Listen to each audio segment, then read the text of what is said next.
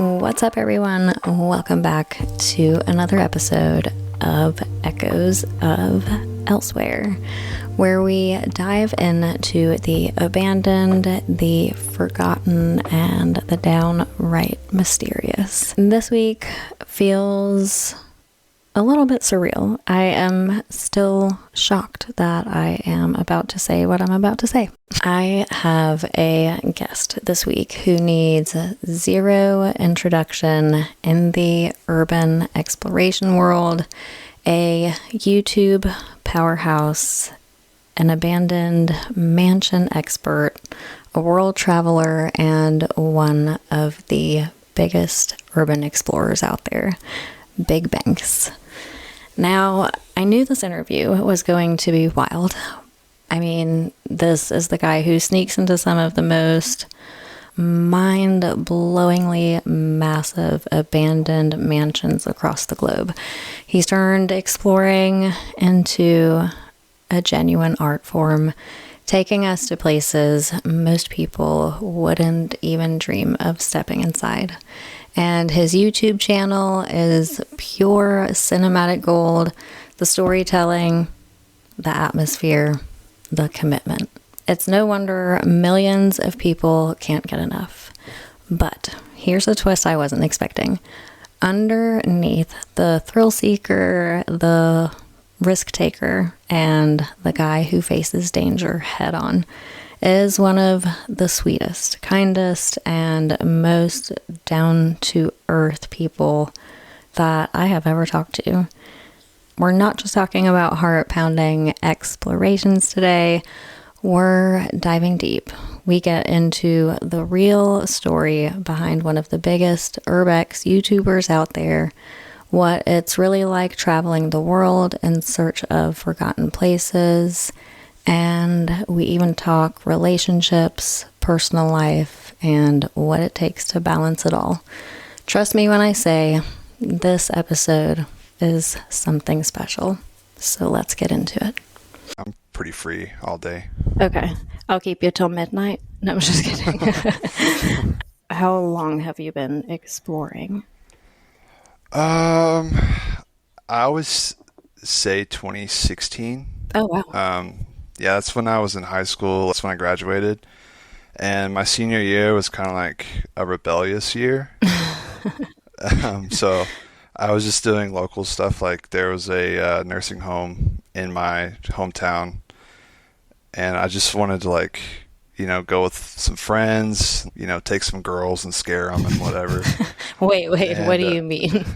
Well, the people I went with, they always wanted to go get spooked and do haunted stuff, but every time I've tried to do haunted stuff, I've always either had to fake it, which I don't like faking stuff, or just nothing would ever happen. So I just kind of gave up. You didn't get all into it and get these devices that they use to do paranormal investigating. No, I mean, I'm open to it, but I want to go with somebody pretty reputable in that area. Mm-hmm. And I want them to be straight up with me. You want to be is this real or not? Yeah, exactly. Yeah, I get it. I'm the same way. So you started kind of in 2016 just on your own, not really for content reasons. Yeah, no, not for content. I was just going for the thrill of it, really. Just local places for a little bit, and then content started, I think, in 2019. Okay, so why so long before you were let me put this on film? Well, it was, like I said, it was just for the thrill of it at first. And then I was already making YouTube videos, but it was stupid stuff, just trying to figure out my niche. Mm-hmm. And I just was not liking doing all that because you had to put on this character. Totally. And I don't like feeling like I'm being fake. So I just got the idea one day because I was still exploring while I was making YouTube videos of other stuff. And then I looked it up before I did it, and I saw, obviously you see Exploring with Josh and, mm-hmm. Those guys. And I was so they're filming it. I'll go film this. And I just went to a place up in Oklahoma City. It was a old asylum thing. Very small, like, building, but it covered in graffiti. You know, just a terrible place. Like, places I would just look past nowadays.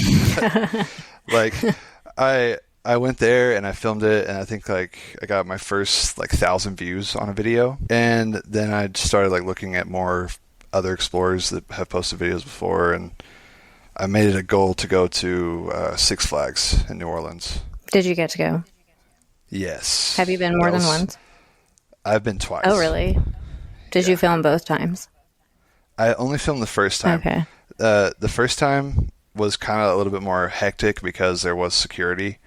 But the second time, there actually wasn't active security, and I think that's because it was like in between plans going on. Right. So there wasn't an active security guard, so I got to climb all the roller coasters. What? I didn't get to the first. Yeah, I didn't get to the first time. So. Did you go to the top? Yeah. Okay, because I was gonna ask how crazy you've gotten with your Urbex stuff. I've done some crazy things. What's the tallest thing you've climbed? The tallest I've climbed was a building in New Orleans. It's like this old hotel. It was abandoned in like 2002. So even before Katrina, it was abandoned. But there's no rooms or nothing. It's just a shell of a building. 45 stories all the way to the top. Holy crap. So what's left? How did you get up there? There's like stairs left, I assume, or something? Yeah. So if you were to walk on every floor, it feels more like a parking garage. Like it's just concrete. Okay, I see what you're saying. Like it's totally open. Yeah. So I climbed up the 45 stories. I did that twice. I did it once. Yeah. I did it once in July. So Oh my God, did you almost die? Yes. Yeah. Did you have water with you? Thankfully, yes. Okay, I was gonna say. I think after floor 15, every 3 floors I had to take a break. Oh, shit. Yeah. But the first time was in July, and then the second time was during the winter, like November or something like that. But that was at night, which I will probably never explore in New Orleans at night again after that. Why? Was it sketchy? Well, I was setting up my camera in the lobby because it was like, it used to be a hotel. So I was setting up my camera down there, and then these 2 homeless people come in, and one lady brings in a whole bike, and I'm like, how'd you get that in? like where did you come from? Exactly, because I had to like crawl under a fence to get in. I'm like, maybe there's another opening I didn't see. What? Maybe she just had it stashed in there somewhere. Maybe, but they came in. They were automatically being like really hostile, like because I guess they were squatting in there. Oh no! And one dude had like a small, not like a full-on machete, but like a smaller version of it. Oh no! And he came at me and he was like, "You're the motherfucker messing with my stuff." And I'm like, no, I don't live, I'm not from here. And then he just puts it down and he's like, all right. He's telling me not to go to floor 5. And I was like, you got it, bro. Like, you didn't, right? No, yeah, I just went straight to the top. Holy shit, that's intense. Yeah, that was probably one of the scarier moments. Have you had a lot of that, like, squatter interaction? No, not really. I think I've only had one other time, and it wasn't like crazy. The person just like got up and walked away. Oh, okay, thank God. I didn't know they could really get like that, you know? Yeah, and it's mostly in bigger places. Like I've never found like a squatter in a house. Mm-hmm. I always wondered that. Because I wonder why that is. Because they always stay in these like abandoned motels or something of that nature, I guess. But I think they're just easier to get into. Yeah. And less people are looking at it than probably like a small house. Yeah. Yeah. Houses are your thing, right? That's kind of like your... Yeah, I would say houses are my thing. I feel like I like the stories behind them because, everybody's different. Their lives are different. Everybody has different taste too. So like, that's why I like going to like a mansion, because mansions are custom built for a specific person. I never even thought about that. Yeah. So you can like really get an idea of how this person was whenever they, were either alive or still at this house. That's so true. You can tell a lot about somebody's character by how they decide to build their own house. Yeah. And I'm obviously like, I'm not rich by any means. And so it's kind of interesting to see how that way of life lives Oh, yeah. and how sometimes they can just have so much money that they can just leave all this stuff behind. I know that is crazy. I always wondered that, like, why? Because I think about it like with my house, I'm like, if something happened, like I would make sure to get all my stuff. Yeah, of course. Yeah, or at least like leave it to someone if that's the worst case scenario happened, you know? Yeah, but a lot of these mansions, like banks, now have the ownership of all their stuff inside. What generally happens to them? Do you even know if the bank, does it just sit there for forever, or what does the bank do? Just wait until like a developer comes and.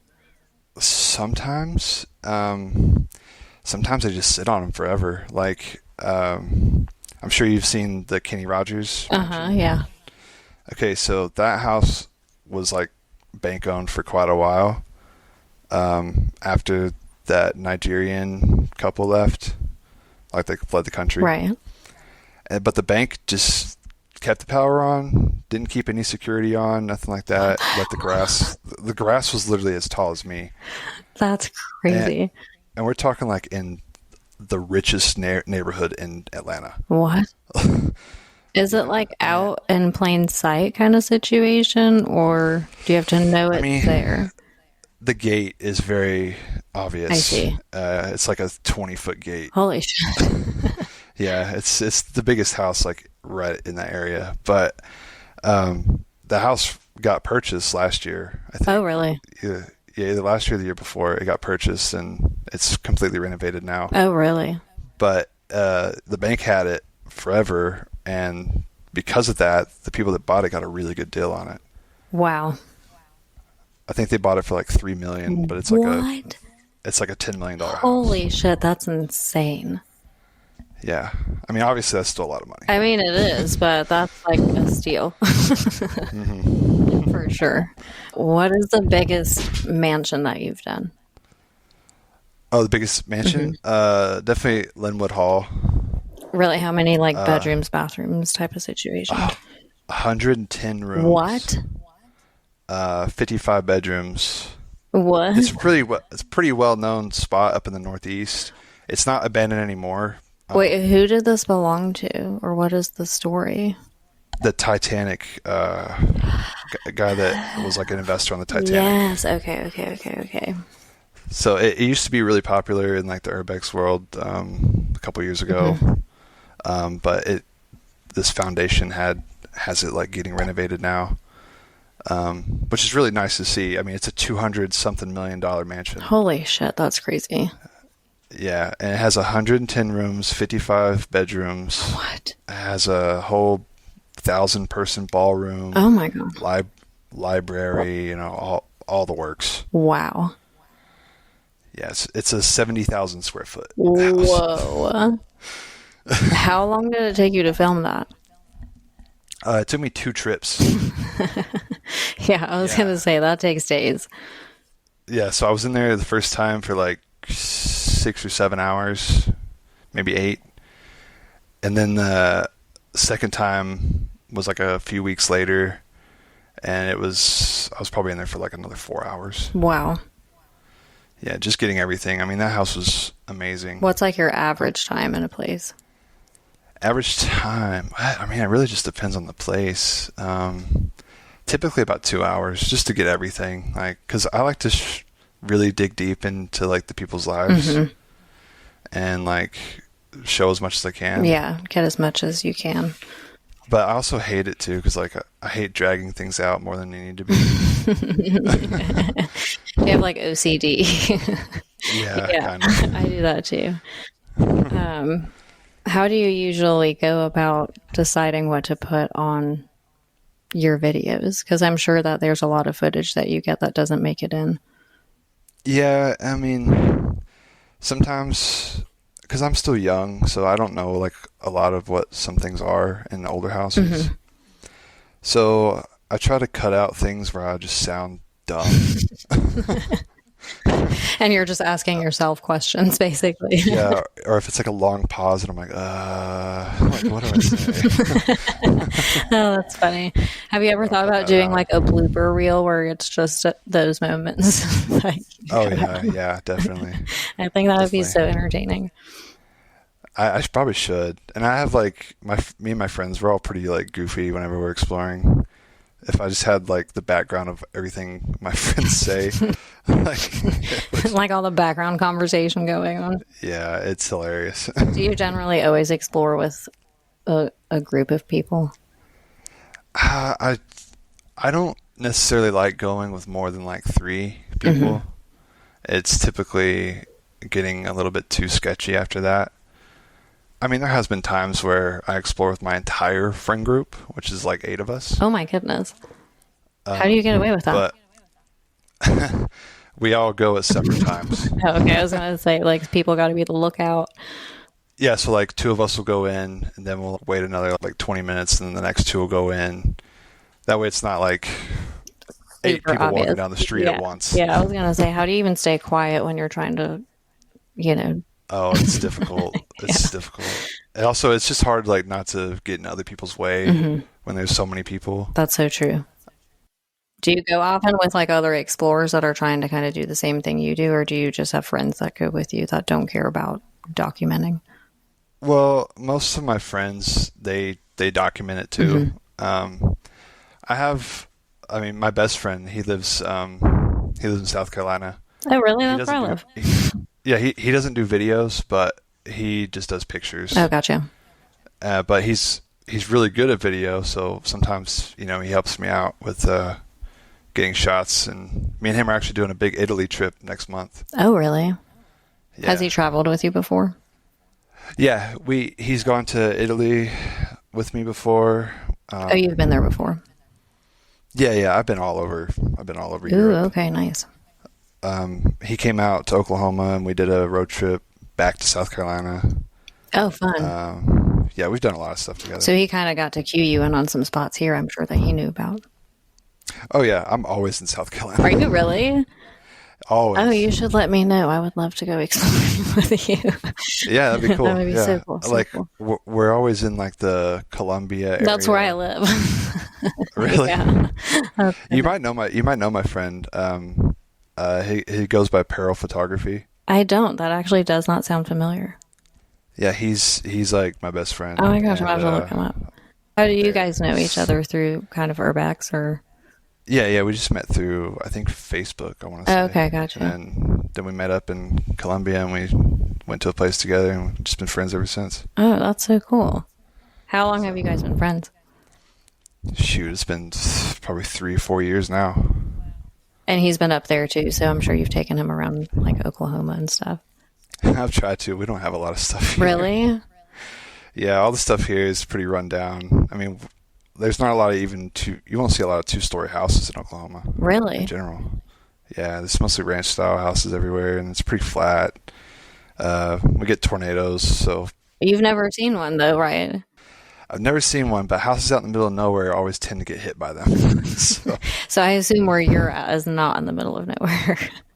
No, I live like near the city. So. Oh, gotcha. That's so crazy though that you've been there your whole life and you've never seen a tornado. Never. That is Always hear wild. about them, never see them. It's probably because you want to, so it's like not gonna happen. I actually wouldn't mind seeing one, if I knew what I was doing. If you knew you could get away. Yeah. If I knew I was going to be safe in the end of it all, then I would do it. I mean, it doesn't really scare me too much. I don't know. I guess I'm just not that scared of things. Obviously. I like the thrill of it, I guess. Do you prefer to explore overseas? Is it easier there, or what is that like? That's a good question, because I like it for the fact that like most things don't get vandalized over there. Also, the trouble you can get in is way less. What do they generally do? They just like give you a verbal warning or something? I mean, you can get a ticket or whatever, but over here, there's owners that have guns that will shoot you no matter what. Shoot first, ask questions later, Obviously, like, the law system in America, a lot of it is broken. So they'll try to pin other stuff on you without any evidence. Right. Which that's happened to me before. I was going to ask, yeah.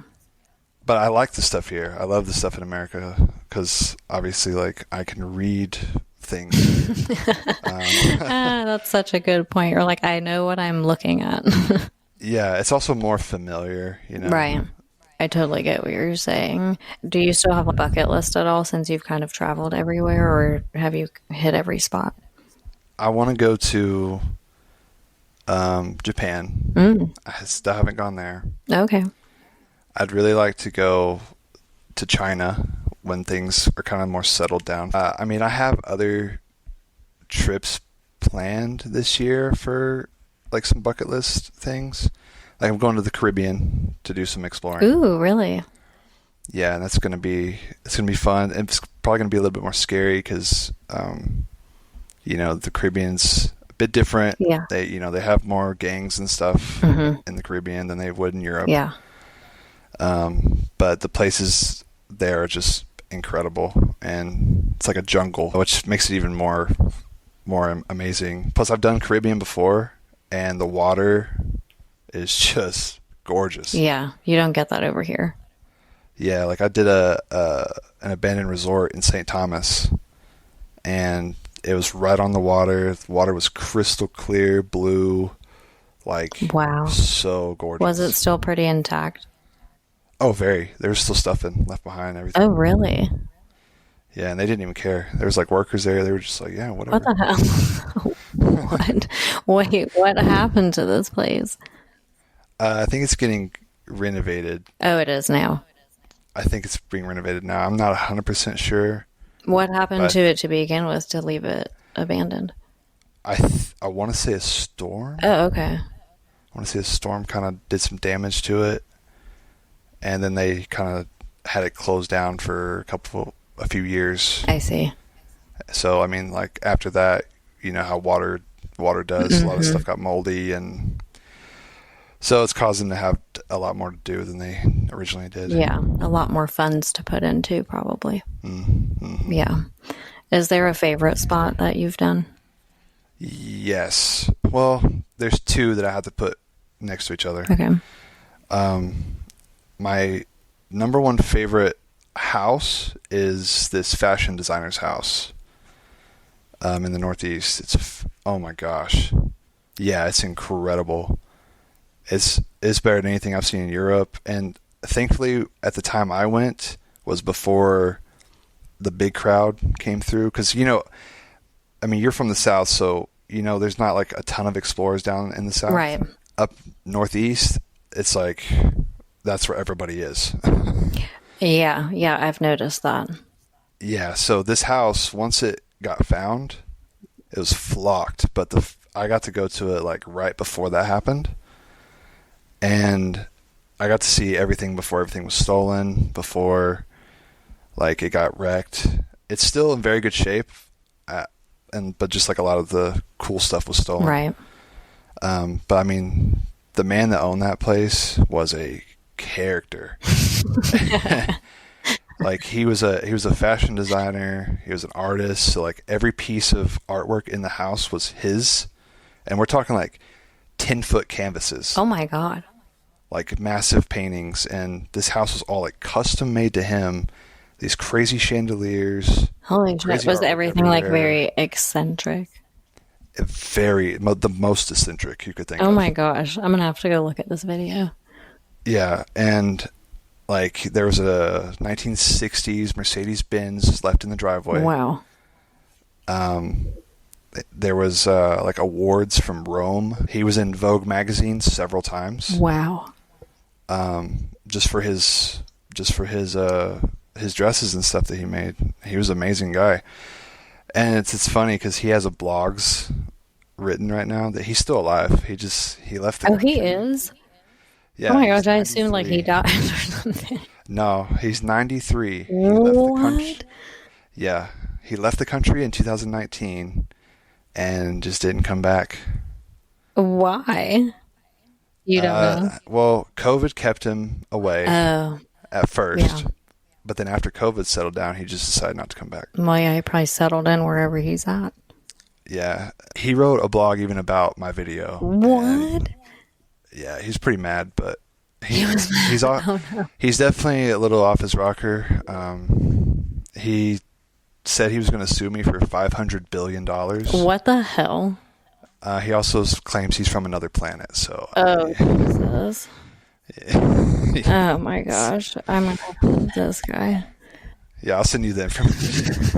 But that's my favorite house I've ever done.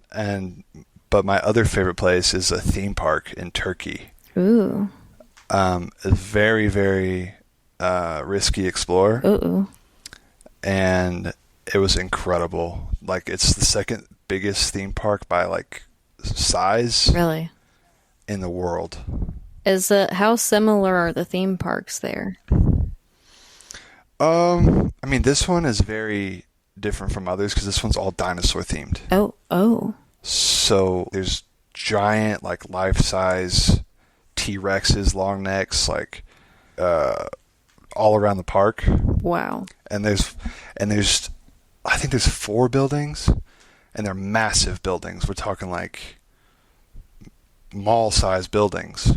Holy shit. And you go in them, and it's just like roller coasters that are indoors. What? Giant. There's like one building that's dedicated to dinosaurs, and it's just dinosaurs everywhere, like mammoths, like bridges and caves and everything you could imagine. Why was at this theme park. place abandoned? They just didn't have the money. Wow. I mean, it's in Turkey. Turkey's a kind of a more poor country. Yeah. And they couldn't afford the electric bill after 11 months being open. Wow. Wow, that's kind of sad. How do you even find out about places in Turkey? So that one I had seen posted by a Russian explorer. I see. And I was like, I gotta know where this is. And once I saw that they were in Turkey, it wasn't that hard to figure it out. Right. From there. Were you instantly like on Google Maps, like, I'm going to find this? Yeah. Well, you could probably figure out the address, right? Because it was a theme park, so. Yeah, I just searched theme park shut down Turkey, and it pulled up. Wow. And then everything else there was just like Google Maps, or the other spot I did there was pretty famous, those castles. Yes, I saw that. That was in Turkey. Yeah, those have been done, I mean, by quite a lot of people. But I had to see it because it was just... That is insane. That was like a bucket list spot, and I went there finally, and it was How many amazing. castles are out there? 530. What? Yeah. What was this supposed to be? So it was supposed to be a like neighborhood for wealthy like oil guys, like Arabs, you know? Okay, I see. So it was going to be like these luxury villas for all these big tycoon guys. And it was going to have a mall, like basically like a you never have to leave this area type thing. Gotcha. But it was just a total failed project. It was over like $200 million. What? And they went bankrupt. Oh my gosh, so they're just sitting there? Yep, and they only fully finished one house. What? Yeah, So only one out of all those hundreds of castles is done? Yep, there were supposed to be over 700 of them, but Holy crap. they got 530 built, and then they had one that was completely finished. That's where security actually stays.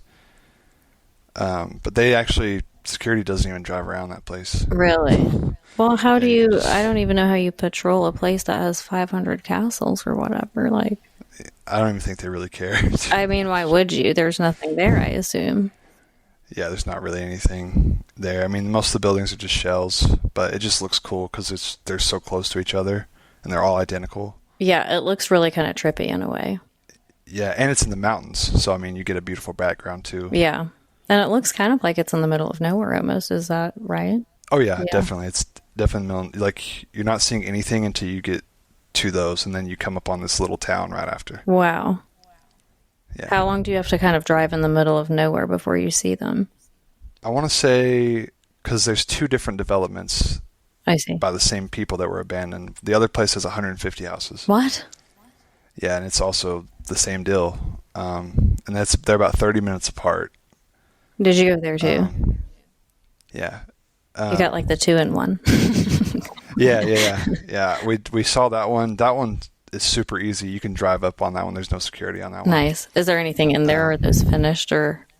No, it's the same deal. They're all just shells. Wow. Those kind of look more like birdhouses the way they're made. Really? Yeah, they kind of look funny. But then about 30 minutes down the road, just through mountains and hills, you'll see like a couple of cottages here and there for about 30 minutes. And then you just pull up on this giant development of castles. Wow. So it's a pretty wild experience going there. That's wild because you won't see anything like that out here, really. No, definitely not. I mean, we like to waste money out here, but not like that. That's for sure.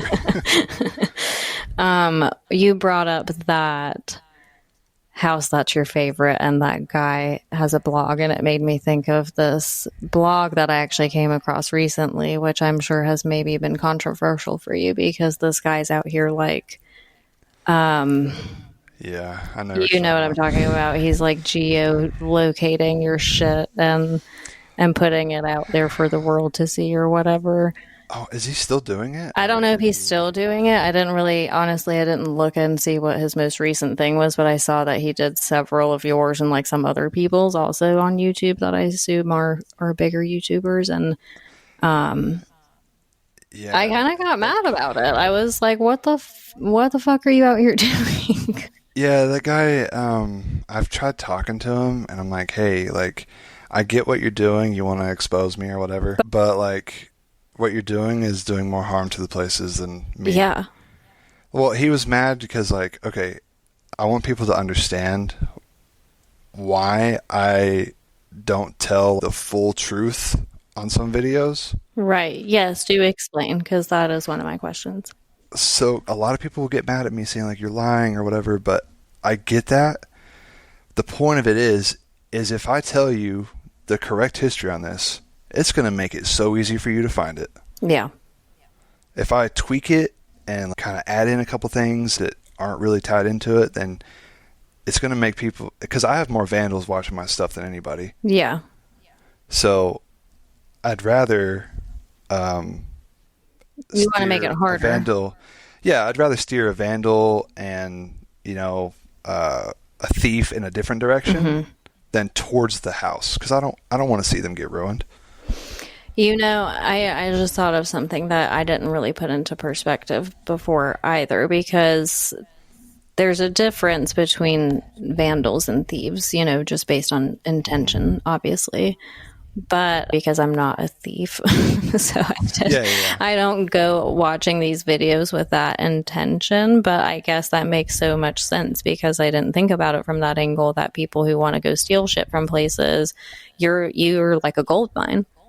They're like, oh shit, this spot is abandoned. It has this, that, and the third in it. And I know it because this guy just put it up on his video. So I'm going to find it, Yep. And I didn't really think about that because vandalism is a totally different thing that I think I don't give a shit what kind of reason you tell me. You're never going to make sense out of vandalism to me. Like, I just don't understand it. Yeah, I don't understand it either. Are people putting up content of themselves vandalizing stuff? Like, I get confused by the motive altogether. Actually, yes, there is people. No. Yeah, I swear. Are you serious? Yeah, it's so cringy every time I watch it. Like them destroying a toilet, like with a bat, and I'm like, why? What's the point of this? What is the point of that? I'm like, first off, I mean, people jump down our throat about how like we're trespassing, quote unquote, but then it's like these people go do stuff like that. I'm like, well, there's people that trespassed and took a bat to the toilet. Yeah, it's like I can't do that, and a lot of times I can't even, I can't break into a place like. I was going to ask you, like, where do you generally draw the line if you show up to a spot and you're dying to get in, but you can't? If it's not open, if there's not a door or a window clearly open, I'm not going in. Really? Yeah, that's just... Yeah, you're not going to break anything. I don't want any more trouble than I need. You know what I mean? Like, it's not... To me, getting inside this one spot is not worth going to jail. No. And having a charge. No. So and there's abandoned places everywhere, and there's always going to be new abandoned places that come up every year. Mm-hmm. And missing out on this one thing is not going to kill me. Yeah. Like, it's not worth all that trouble. Like, I got a family at home. I can't be getting in any kind of trouble like that. And that's why I also hate how the law will try to pin more stuff on you. Mm-hmm. Like, I don't know if you've heard about my whole thing that happened in Pennsylvania. Is this the mall situation? Yes. Okay, I vaguely remember this. Just tell me. Okay. So with the mall, I had went there, well, by now it's been 3 or 4 years ago. But at the end of 2023, I got a call from the Pittsburgh police, or whatever town it's in. And they were like, yeah, you have a warrant. You're wanted for this. What? And I'm like, what? And then somebody sent me a news clip, and I'm talking like they were actually had a news person standing at the mall talking about how this 25-year-old, 26-year-old man from Oklahoma came here. What? So wait, you weren't even there in real time? No. How long after you wait. So, okay. So, you know Steve Ronan? Yes. Okay, so we were together when we went there. He went with me. Okay. And we had filmed it, it was 2021 when we went there. And so we had filmed that together. And then we post on Facebook too. And sometimes we'll go back on our old content and make, shorter videos of it and put it on Facebook, as a way of putting right. content. Yeah, of course. So Steve went back and, uploaded a clip of the mall for his Facebook page. No big deal. But somebody went and told the police, hey, we know who this guy is in the video. And I guess because they had been having trouble around that time, they had assumed that I had just went. Oh my God. So they were literally trying to get you in trouble for something you had done way before. Yeah. Well, they were making these claims him and his crew snuck past security, tore down a board. That's how they got in. What? And they have no actual footage of you obviously doing this. Evidence. And they did zero investigating too, because I'm if you would just take your time and just go to my fucking channel and look that I posted it over 2 years ago. Yeah. That's the first thing I would have done. How did they not do that? Yeah, so I had to get fingerprinted. I had to get all this stuff done. And then I paid for a lawyer. It was $5,000.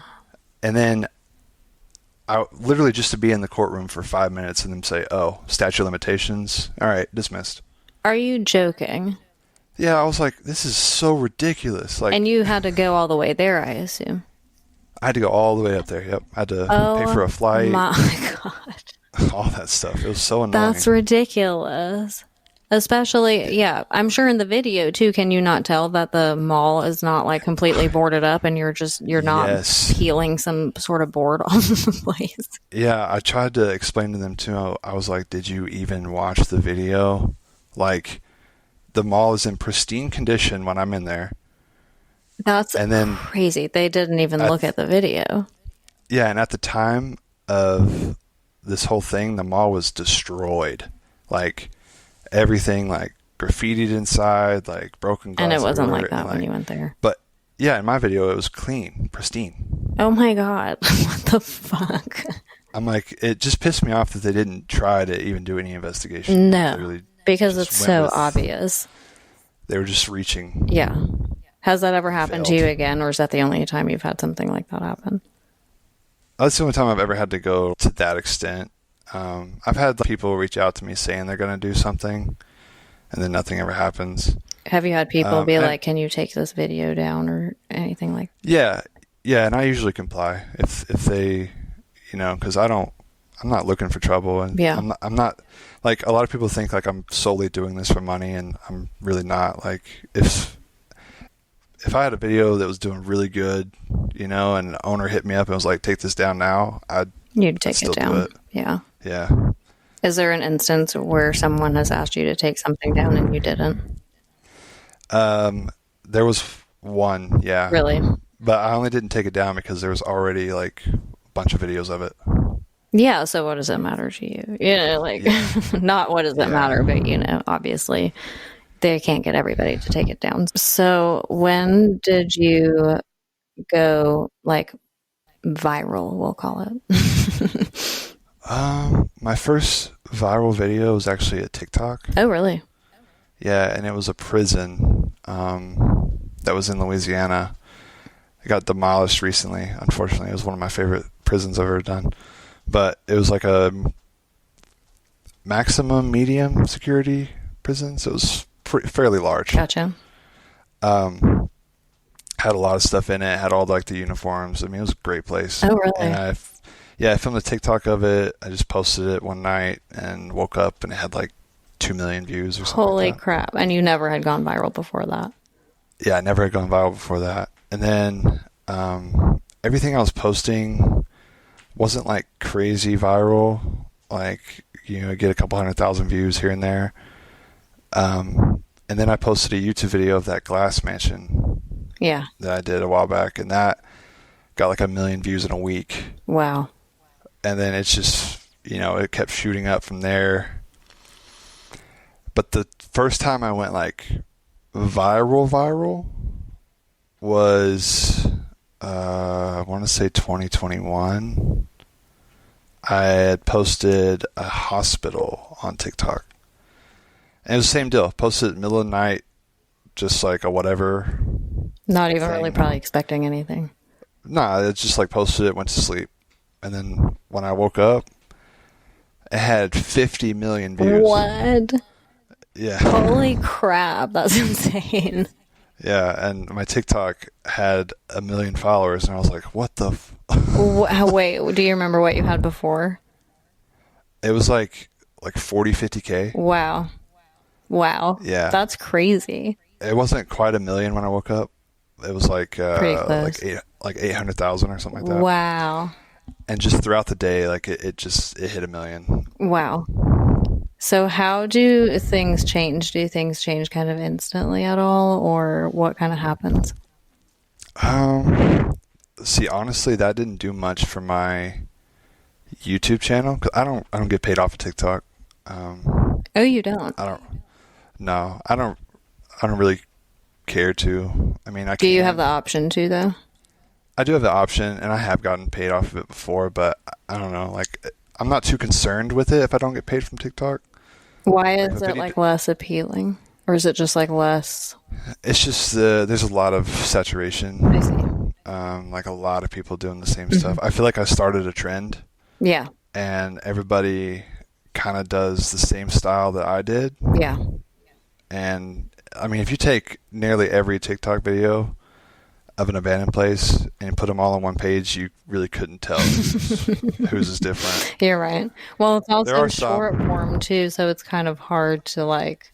Yeah. There are some that you can tell are different, like some people that are a little bit more unique with it, but a lot of people just do the same thing that I started out doing. And I mean, it's just clips of the place and then telling a little bit of a story with captions. Yeah. That's all it is. Totally. And I'm trying to figure out a way to switch that up because I don't want to keep that trend going and it just be saturated again. Yeah. Like that's why I tell people like it's not really about the money, like the money's a plus, but like TikTok, I just post just to post because I just like exploring. And then YouTube is where I actually have my income at. Really? So those I take a little bit a different approach to because at the end of the day I still got to pay my bills. So. Yeah, that's a good point. But it's kind of allowed you to explore full time, more or less. Yeah, which is the best part about it. I get to just explore and kind of travel, do whatever, and not really have to work for somebody besides myself and my family. Has that been like pretty consistently okay for you to live off of for a while? Oh yeah, over the last 4 years I've been full time. Oh really? Oh, wow. Okay. How much has your channel grown in the last 4 years?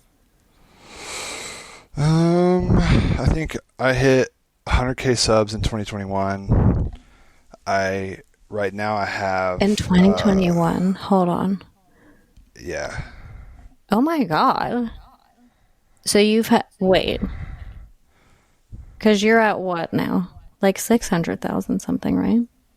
Almost. I think almost 650,000. So that's just been in the last like 4 years. Mm-hmm. Wow. That's crazy. Are you the biggest explorer on YouTube? You could say like, exploring with Josh, Steve, because they have bigger followings, but they kind of do other stuff aside from abandoned. Like Josh does a lot of haunted stuff, Right. And Steve, he'll go kind of back and forth with abandoned and haunted. Right. But if you're talking like solely abandoned, it would be like the proper people and then me. Right. Do you have anyone that you kind of look up to? That I look up to? Yeah. So I don't really look up to any Urbexers. Well, besides this guy on Instagram, he goes by like Lesker41 or something like that. He's from Europe and he's like an OG guy, like done some crazy stuff. Like he's one of the only other guys I've seen do the Turkey theme park, and he did it by himself. What? So like I give props to that guy. Like, but people that kind of like inspire me. I mean, my friends are really inspiring. Like I just like I love to see like them being so motivating and stuff. But a YouTuber that I kind of look up to does more like investigative stuff. Oh, really? Which is kind of what I want to get into a little bit. Ooh, what do you mean? Like I just went and filmed a whole documentary, kind of a documentary in a way, of the U.S.-Mexico border. Ooh, that's so interesting. I saw some of your clips about that. Yeah, I just got back from there, and I got to see a lot of things and get a lot of information that a lot of people don't know about. Ooh. And like, I hiked to parts of the wall that like aren't really like they're public, but people don't go there. Yeah. You know what I mean? Yeah. I went to part of the wall that's like where it just stops and it's like abandoned, like the construction was abandoned. Wow. So are you going to put this out? What are your plans with this? Are you putting this on YouTube? Yeah. Okay, yeah. Nice. Those stash houses are inactive. Border Patrol cleared them out for me so I could go in. Oh, nice. I was just going to ask, do you get permission often to go into places or anything? Abandoned places? No. No, yeah, not at all. But well, every time I've tried to get permission, it's 9 times out of 10 a no because of liability. Which I get that, Right. I understand. I'm not going to sue anybody. Like I know what I'm. Do you do it anyway? Yeah. Do you generally wait, like after you get the note? Are you like, okay, I'm gonna have to wait until they forgot about this conversation and then I can go do it? Yeah, I usually wait a while. Yeah. I'll usually wait like a couple months after that. Yeah, that's smart. But I try. I mean, there are some places where I'm like, I'm not even gonna attempt it without asking first, because they're just too sketchy and. I don't know, but if a place is bank owned, I really don't care. Like, oh yeah, no way, I don't either. If it's bank owned, like I'm just gonna go. Yeah. Like, but if it's owned by an individual, that's where I'm more hesitant. Totally. Well, like you said, somebody's crazy and they could come out and they could kill you if they wanted to. Yeah, or if places are owned by like developers, that's clearly this is gonna get torn down in a few months. Like then, like I'll still don't. Like I'll just go. Yeah. Because developers, they don't care. Like, they're just going to tear them down. That's almost like permission. Yeah. And a lot of times, like, if I see workers at a place, the workers typically don't care either. They're just like, oh, yeah, whatever. Yeah, totally. Just don't get in our way. Yeah. Yeah. That makes sense. So those are a little bit... I try to go for those more often than not because they're just... make me feel more comfortable, safer. Well, especially because you're filming, and that's a whole process within itself. Yeah. And a lot of times, developers will tear down mansions because mansions are too personal. Yeah. And it doesn't fit the vibe of what they're making in the neighborhood. So that's where I've gotten to see a lot of cool mansions, because the land gets bought up by a developer and they're just going to build a bunch of small houses. Yeah. They don't need a giant mansion. Totally. Well, there. I think that's what they're doing with that Doomsday property out here in Columbia. Oh, yeah. It was really funny. I just recently got back into exploring because I took a break for a while. I have a kid and stuff, but that was one of the first places I found. And when I got there, I was so excited because I was like, I don't think anyone's done this place. And literally I go looking that later that night after I take all my pictures and I'm all excited. And then your name was the first name I thought of. I was like, if anyone's randomly done this place, it's probably going to be Big Bankz. And I go looking and I think that on your Instagram, you had posted it just a couple of weeks before I had gotten in there. And I was like, are you fucking kidding me? But it was just really stupid of me to think that was my thing, this was my explore only, because it was just way too easy. Well, is it really ever no ours? Somebody's been there. Totally. You might sometimes be lucky enough to be the first to document it and get it out there. But yeah, as far as exploring goes, no. I feel like at that point you got to be the one that breaks in. Totally. Yeah, totally. And I'd rather be the first YouTuber there or content creator there, just because there's so much competition in it. Mm-hmm. I try not to be competitive with people, but they've kind of forced my hand with it. I can imagine. I actually want to bring that up because I heard on that podcast that you were on, the Canadian one. What is that podcast called? The Brave podcast? Is it called the Brave podcast? I think it's the Brave. Yeah. Okay. When you were on that podcast, I heard you mention that you've had some sort of beef or drama. I won't say you had. I think someone else had some sort of beef with you in the Urbex community.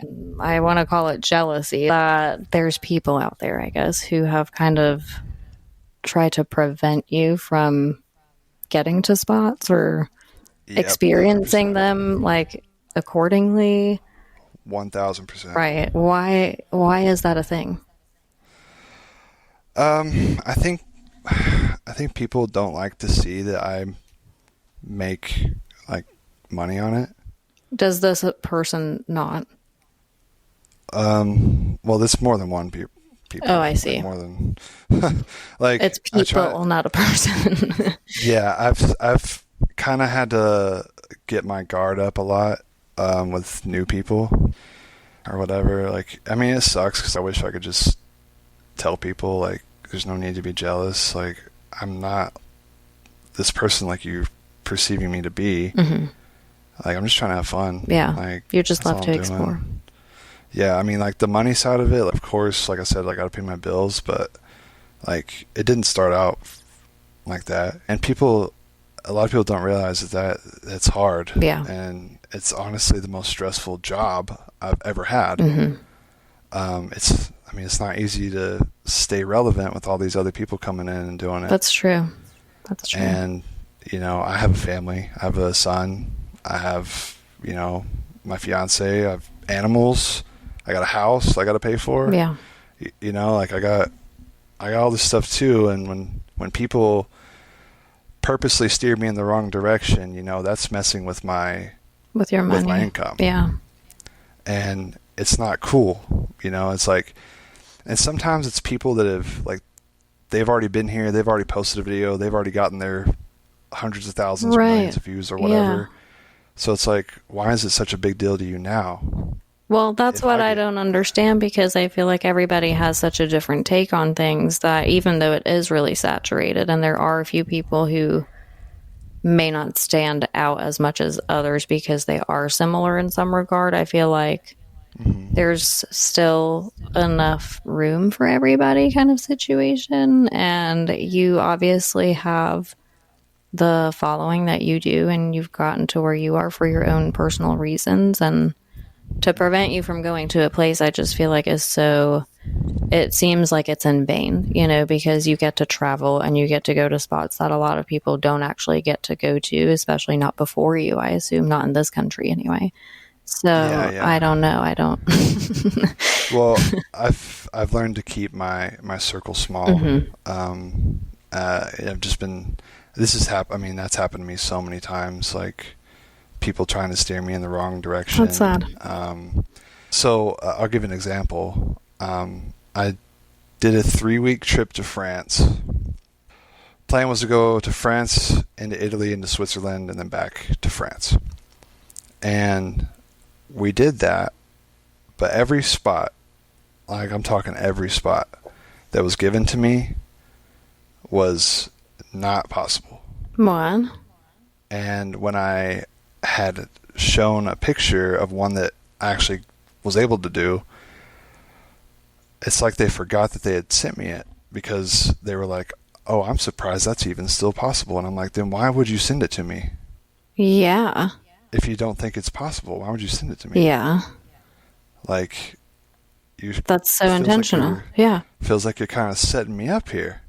Oh my God. So that's happened quite a bit. So, like, say a 3-week trip to France, that's, how many days is that? 21 days?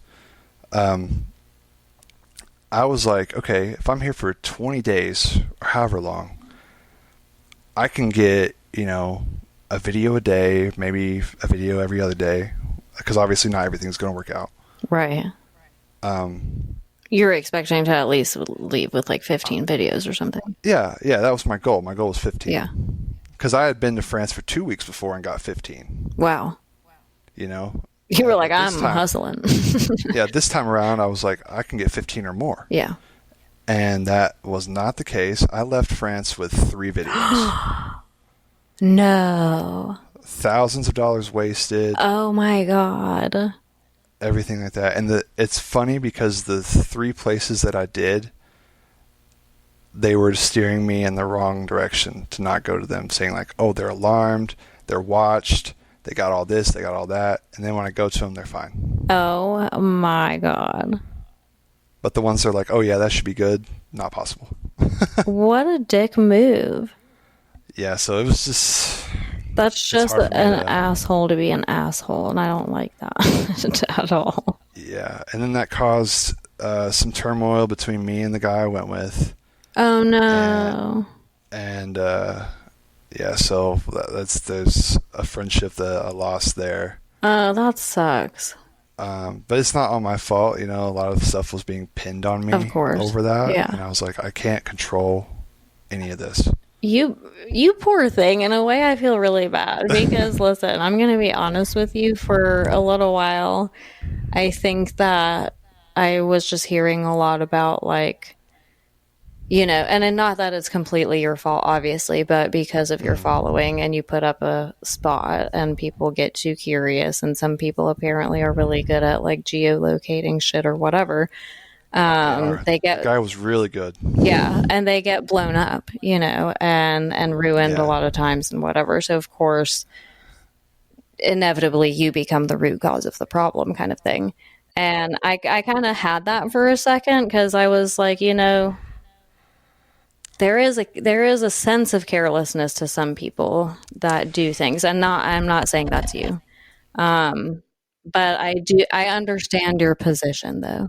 You know. Yeah, a lot of people think that about me. They think that I don't really care about them, but I really do. Like, well, and I can see the ripple effect now that you deal with because of your position and because of, you know, you have a large following. So that doesn't just mean the people that are actually interested in your content, but fellow Urbexers that may not have great intentions or want to act like assholes, apparently, or you know, stuff like that. So I think that just because of the nature of your success on YouTube, you get probably a lot more backlash than you should. I do. I'm usually the first person people like want to blame it on. Yeah, but you know, I'm used to it. At the same time, it's like I can't, like, what am I gonna do? Like, I'm doing my best, And some of those things that guy found geolocating, like, I'm like, okay, I would have never thought about that. He found one of the places from a bag of bread. What? Yeah. Wait, hold on. Was the bag of bread outside? No, it was on the table, but I guess since it was from a local place. Are you effing kidding me?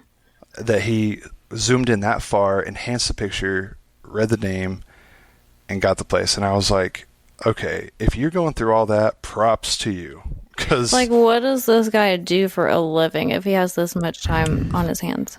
That's what I'm saying. I don't even That's know. a lot. Like, I get where people kind of shy away from liking people that do YouTube of it. Like, I can't lie. Like, it's hard to not miss something. Because, like, there's so many little things you got to look for in these houses. There's so many things that a number could be on or a name could be on. You're right. And, like, sometimes when you're editing, like, you have, an hour or so of footage to go through, and you have to look for every tiny detail, and sometimes it's just hard not to miss something. Yeah. So, I mean, it sucks in a way, but... Well, and you can't help, like you said, who would have thought about the bag of bread? That is such a minuscule detail to even consider paying attention to, even for the person trying to, expose you or whatever. Yeah. If you look on there too, he found one house. It wasn't my video, but it was another YouTuber's video. He found one house off of the shadows of the light poles. I was like, okay. Are you kidding me? This guy's a freak of nature with this stuff. That's a good way to put it. Yeah, I mean, it's like, I didn't know whether to be impressed with this guy's geolocating ability, because I'm like, well, shit, I guess if I want to find something in the future, I can just hit up this guy. He'll find it in 5 seconds. But then I'm like, what does this guy do with his life? Because this is just a lot. So I looked it up, and I can tell. You're like, I did my own investigation. He went to college somewhere in Texas. I think that's where he lives. I'm not sure what he does now, like as a full-time job. But I can tell you that he has stopped doing the blogs about my videos. He has. Okay, good. And I didn't mean to exactly rehash why. that. No, I know exactly why he did. I was just making sure he didn't do it again because he had stopped. Well, thank God.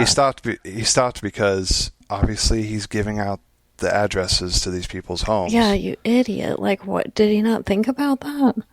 Yeah, and that designer actually went off on him. Oh no. Was that one of the houses he did? Yeah, he did. Oh, he fucked with the wrong guy. Yeah, he took it off of his blog. Oh, thank God. Yeah, well, he probably got a death threat. And then there was another house that I did. The video's not on my channel anymore because I got in contact with the owner and he wanted me to take it down. Me and the owner are actually friends now. He wasn't mad about the video. Oh, really? He was upset because that blogger was trying to like expose things. And, yeah. So he was mad at the blogger and he was like, "Yeah, man, you might as well just take your video down." I was like, "Okay." Damn, that kind of sucks. But I was gonna buy like his car from him and everything, the abandoned car that was there. What? Like I was gonna buy it and everything. Oh my God! Wait, but why didn't you? I just feel like it was a very smart financial move. Yeah, no, I get it. Well, and I know you've went through some stuff, yourself over the past few years, so. Yeah. Yeah. I went through like a lot of depression. You did. In 2022 and 2023, like the beginning of 2023, I had like a lot of depression. It was a ex-relationship. That's right. You went through a divorce, right? Yeah, very bad. Oh no. Very bad. Oh no, it was like one of those toxic divorces. Oh my God, yes. Oh shit. Now, how long were you guys married? 5 years. What? Yeah, so at first, like, there was so many red flags even in the beginning. I think I was just young and desperate, How old were you when you guys met? When I met her, I was 19 and got married like right after my 20th birthday. Wow. So it was, Pretty quick. really quick. And I mean, like, after 3 months of dating, she had like broken up with me and went like slept with a couple of dudes. What? Yeah, it was like a lot. So, Yeah, that's and then a huge red flag yeah, already. You're like, let's get together and get married. yeah. Then I took her back after that, and then after 2 years of the marriage, she had cheated on me with one of my friends. What? With Yeah, one one of of my your friends. friends? Yeah, at that time he was one of my best Are friends. you joking? That's like the worst thing that you could possibly hear. Yeah, it was really bad. And She sounds tried terrible. tried to get through all that with trust and everything. But the worst part about it was I took her to Turkey, No. like on a separate trip, and got a tattoo. No. And it's a picture that I took of her and I No. at a castle in France. And I had asked her before the tattoo, I was like, should I get this? And she said, I don't think you should, but she wasn't trying to convince me otherwise. She said, I don't think you should. She said, I don't think you should, but that's all. I'm like, you really, But like, then you still did. yeah, but Carter. I know, it was dumb. It was dumb. Thankfully, She it's not literally like, said, I don't thankfully, think it's you not her should. face, and it's like you can't tell. Like, You still anybody looking have at it, it? I'm trying to figure out a cover up. I don't know what to do with it. It's like, Where is this tattoo? Like on your arm, on your back, on your leg? Like where is it located? it's on my forearm. Oh my And God. what it is, it's what it looks like to anybody is just two people turned around facing a castle. Okay, so it's It's not like very your small. faces or anything. No, there's no You faces. can There's no lie and be details. like, this is my sister. There's no details to it. To the people part. This castle's very detailed, but I see. the people aren't I detailed. You see. can just tell it's two people. Okay, I see. Which and it's really small. And the reason I haven't found a cover up yet is because it goes into the castle, Mm-hmm. and the castle's like super detailed, and I don't want to like mess up the castle part. Oh, So so it's going to be hard to preserve the castle and cover up the people kind of thing. Yeah.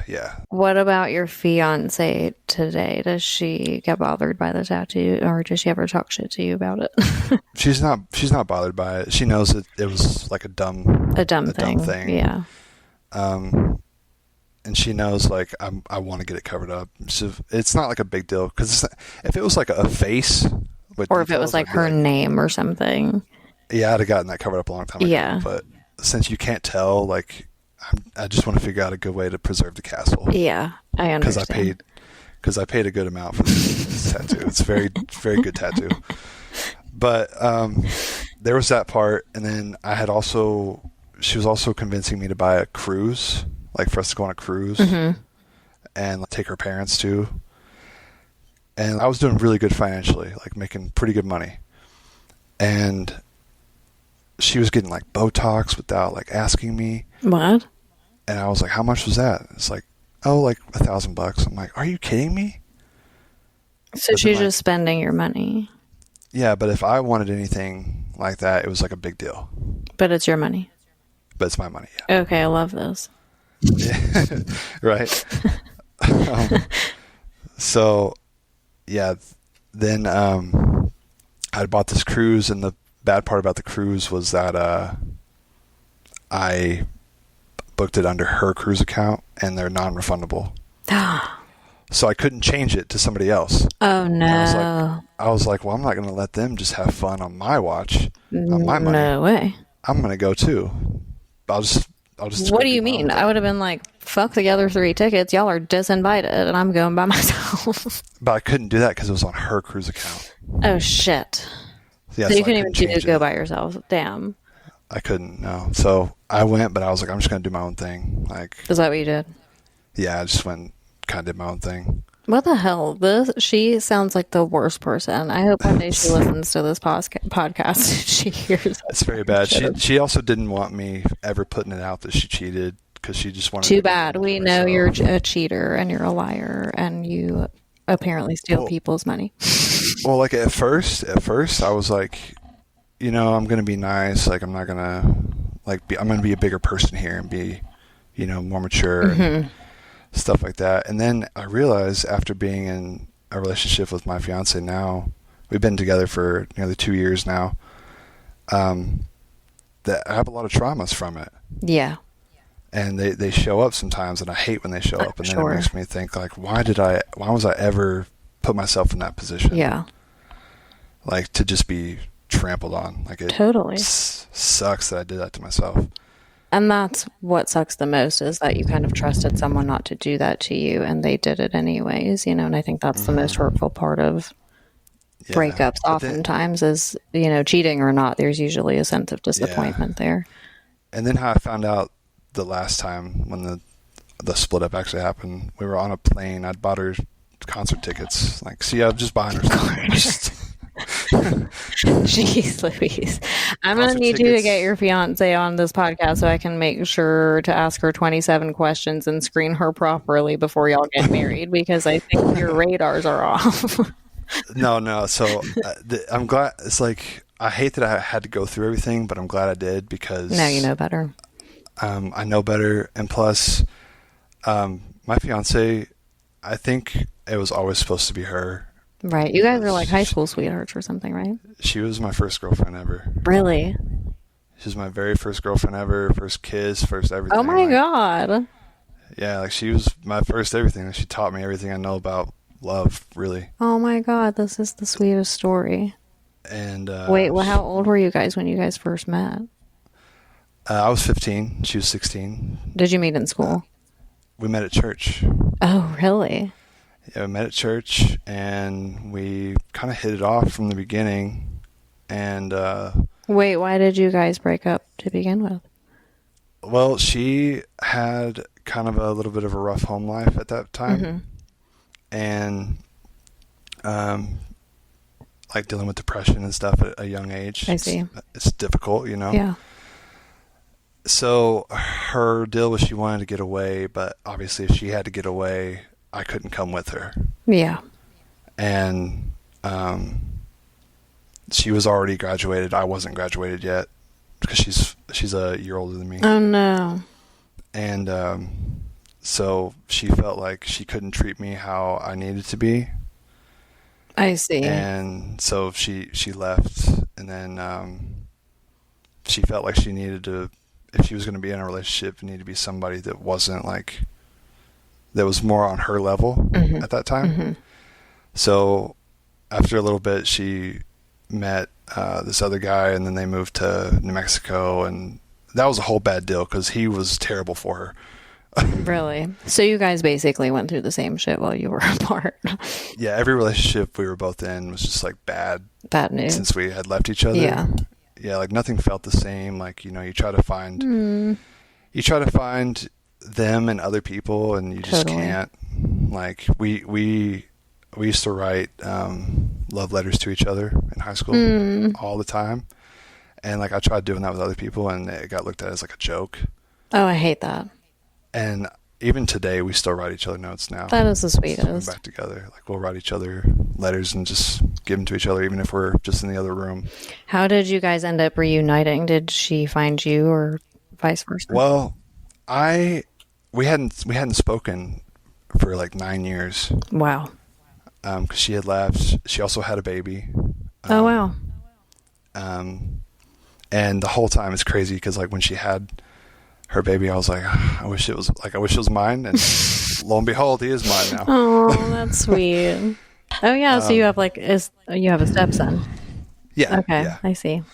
And his dad, I mean, he's not really involved. Oh really? I tried to get him involved, but you know, I think I'm more worried about my son's like mental health with it. I see. Because I know he's a bit more in touch with connections.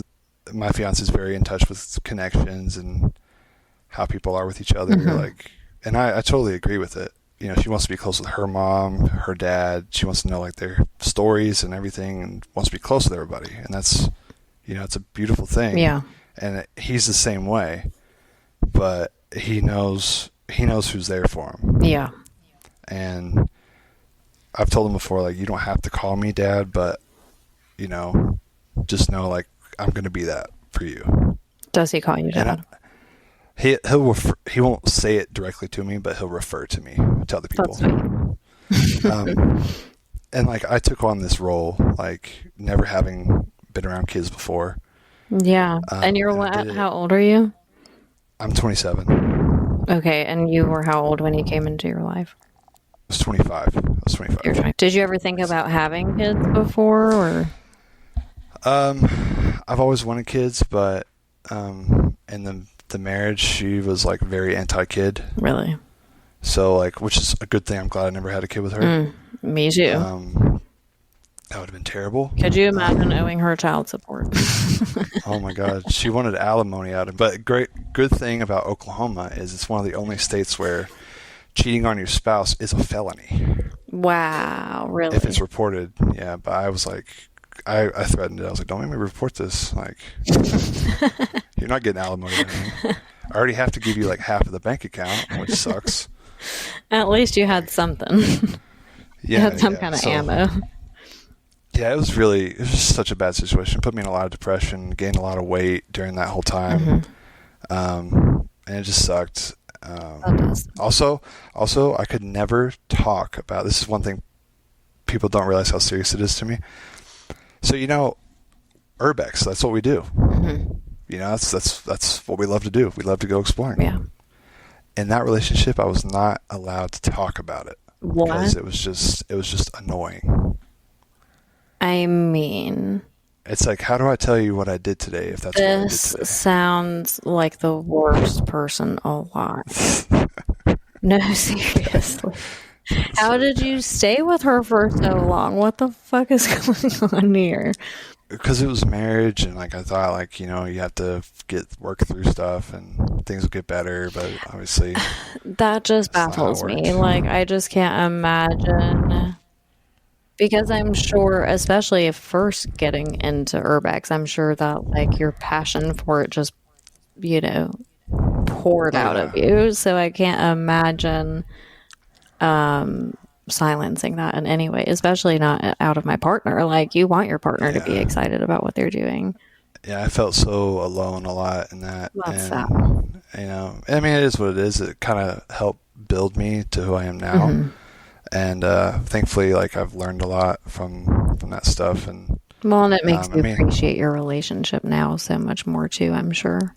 Oh yeah, and it's made me very observant too, which can be good and bad because there's things like I'm too observant about. But with my fiance, like, she's the most supportive person I've ever met. Yeah. Like, she better not be telling you not to talk about Urbex. No, she actually. I'll come over there. She sits down with me and like will help me find places. Oh my gosh, that is the sweetest. Do you love that? Like, I do. She gets on maps, and I'm like, babe, you don't have to do that. And she's like, well, I want to, and I'm like, oh, that's so sweet. That is the sweetest. Does she ever go with you on explores or anything? She's only been on one with me. Oh, really? And I think it kind of put a bad taste in her mouth because we got contacted by the cops. No, like physically while you were there? No. Like the owner was threatening to arrest her and me. Oh no! And I was like, she didn't do anything. You're like, it's me. No, that sucks. You're like, of course, when I take her. I took her to such a cool place too. Her first place ever was a celebrity's mansion. Ugh, you just don't get to say that. Yeah, she went to Nelly's mansion with me. Lucky. Yeah, and I loved it. It was so much fun taking her because she's like my best friend. Dang it. Do you wish you could take her on more? Yeah, she does want to go on more. I think she'd rather go in Europe though, where it's like less trouble. Yeah. Oh, totally. Don't blame her. Yeah, she's never really gotten to travel, so I love being able to take her. Like, I don't think like a lot of people don't realize how much I like missed her like through the years. Like, so in high school when I was 15 when I met her, like I was getting bullied at school, so I didn't really have a lot of friends. No, for what? I was just easy to pick on. Like, I didn't really know how to stand up for myself. You know what, Carter? You're such a glow up story. I'm really kind of loving this right now because you kind of are that person that's like, okay, you can do what you want and say what you want, but you wait until we're a decade away from now. I'm just like, it was just, I was such an easy target because I just didn't know how to stand up for myself, and I Well, you just wasn't seem the like you most don't want any athletic. trouble, you know? Yeah, I don't want any trouble. I just want to be friends with everybody, and Yeah, like that sucks. I wanted to just play basketball and like just have fun at school and Hmm. be friends with people. Yeah, no, I totally get that from you. You seem like a really, really good guy. I always try to just like be the bigger person and all that. Even if there's drama surrounding with me, like people trying to have drama with me or beef with me, Hmm. I'm always trying to be chill about it. Like, yo, can we just like not talk about this anymore? Like, we can just go our separate ways. Yeah, Like, yeah. I just really don't like the energy from it, and there's so many other things I could be doing with that time. I've learned that time is like the number one thing you really can't get back, and if I'm wasting it on this stupid beef, like I could be doing so many other things. Yeah. Well, and I'm I sure could that be, applies to you more than ever now because you yeah, get you like, get paid for the time that you put in. Essentially, you're like, I don't have time to argue with you. I got other shit to do that can make me money right now. yeah, I don't have time to go back and forth. Like, I could be editing a video right now. Hmm. I could be looking for spots. I could be planning my next trip. Yeah, It's just it's a lot of stuff, and it's a lot that yeah, goes along with doing what you do, kind of thing. yeah, and I'm just I'm happy that I didn't give up on it, because nobody believed in me when I started this. Really? Well, yeah, I Like, guess not down to your grandparents. I'm telling you, like, not like, even in that relationship, it didn't, like, she was like, I thought you were gonna quit after a month because you quit everything, and I'm like, wow. Wait, can I ask what you were doing before this, like work wise? So I worked at I started my YouTube channel when I was working at AT&T. Okay, I was just a sales rep. gotcha. I worked AT&T for 2 years, started my YouTube channel there, and I got kind of screwed over at that job because I was like top 5 in sales in the whole company, and they kept telling me I was going to get a management position, and then it would never happen. So I was just like, you know what, I quit. Like, after I found another job. So I found another job at a dispensary. Like a weed dispensary? Yeah. So Oh shit, Oklahoma. that's cool. Yeah, Oklahoma. It's medical. That seems so bizarre because I feel like Oklahoma seems so. I don't know. Maybe I'm only saying this from my perspective, being where I'm at, because obviously your best friend is in South Carolina, how it is here and how Yeah. much it fucking sucks. But yeah, I just picture it to be kind of the same, like more of this conservative, like Oh, we definitely have conservatives here. yeah, Definitely a more conservative state. right. But we have the hippies. Perfect combination. It's also cheap to live here. It's not expensive to live in Oklahoma. Right. Yeah. Like, You bought a house. I say that my house is really expensive. I bought my house. I bought my house at the wrong time. Is what happened. Do you have a big house? My house is 2,000 square feet, 2,200 square feet. Okay, it's So not bad. it's a decent sized house. But I'm on half an acre. Ooh, So I also wanted a little bit of that's land, nice. and I wanted a pool because my son, he loves swimming. Yeah. So I got a house with in-ground pool, and he loves it. It's really the only thing. So I haven't told you about my son yet, but it's one of the only things he can do at the moment. What do you mean? So he has a muscle disease, Oh no. and it sucks because there's no cure for it. Oh no. What And are what the it does- symptoms and stuff? Well, we didn't know what was going on with him when I first came into his life. Okay. I just thought, well, maybe he's just weak. Maybe he just doesn't want to try. Maybe he's lazy. I don't know what it is. Mm-hmm. Like, but when he falls on the floor, he can't get back up. So it's like, and he's like falling really easily, and he's like, his calf muscles are really big, and he has what's called Duchenne's muscular dystrophy, Oh no. and it's That just kind it's of all- evolves, right? Yeah, so it's a progressive muscle wasting disease. So typically kids with this are in a wheelchair full time by like age 12. Oh no, how old is he? He's 8. Oh wow. And when did he get diagnosed? When he was 6 or 7. Wow. After a few months of trying to figure out what was going on with him, we were like, okay, we got to go get him tested for something. Yeah. And somebody had mentioned it looks like he has muscular dystrophy. I started looking into it, and I was like, oh no, like please don't be this. And because it also said life expectancy is like only 22 years old. Oh no, is that serious? Yeah, it's pretty bad. Oh my God. What it does is it attacks your extremities first, your arms, your legs, your hips, stuff like that. Mm-hmm. And then after so long of it getting all of your extremities and your other muscles, that's when it attacks your respiratory system and your heart, and you end up having heart failure. Oh my God. So is there anything that can be done? So he actually just went through a gene therapy treatment just a couple days ago. Oh, nice. Okay. Which is a big, it's not a cure, but it's a huge thing at slowing the progression. Okay. And also helping him build some more strength. So it's a $3 million drug. Whoa. Yeah, thankfully his insurance covered that. Holy crap. Because I don't have that. You're like, I'm making money on YouTube. I have not even close to that much, but like his insurance thankfully covered that, and that's good. That's a blessing. So he's going to be home. Like I'm kind of on a little exploring break right now because he's got to be home for the next 4 months in quarantine. Oh, okay. Because he's also on steroids going through this too. Gotcha. So is it pretty harsh on him, like symptom wise? No, I mean he's been kind of throwing up every day, but he hasn't been bad. He's been really good. That's good. How much is it supposed to kind of slow things down? So they don't know 100% yet because it's only been FDA approved for a few years now. Gotcha. But some kids that were never able to go upstairs before can like practically almost run upstairs. Wow. That's amazing. Because what his body doesn't produce is something called dystrophin. Mm-hmm.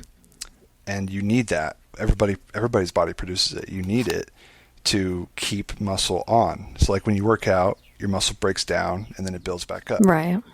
So his would only break down. It doesn't have the ability to build to restore up. I see.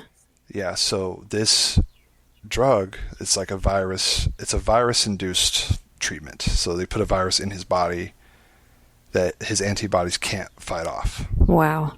Type thing. I see. So he'll be sick for a little bit, but he'll end up being okay. Yeah. And then you'll kind of know more after that, I assume. Yeah, what it does is it helps his body start producing micro doses of dystrophin. Oh, okay. Oh, wow, that's interesting. So he'll gain some strength back.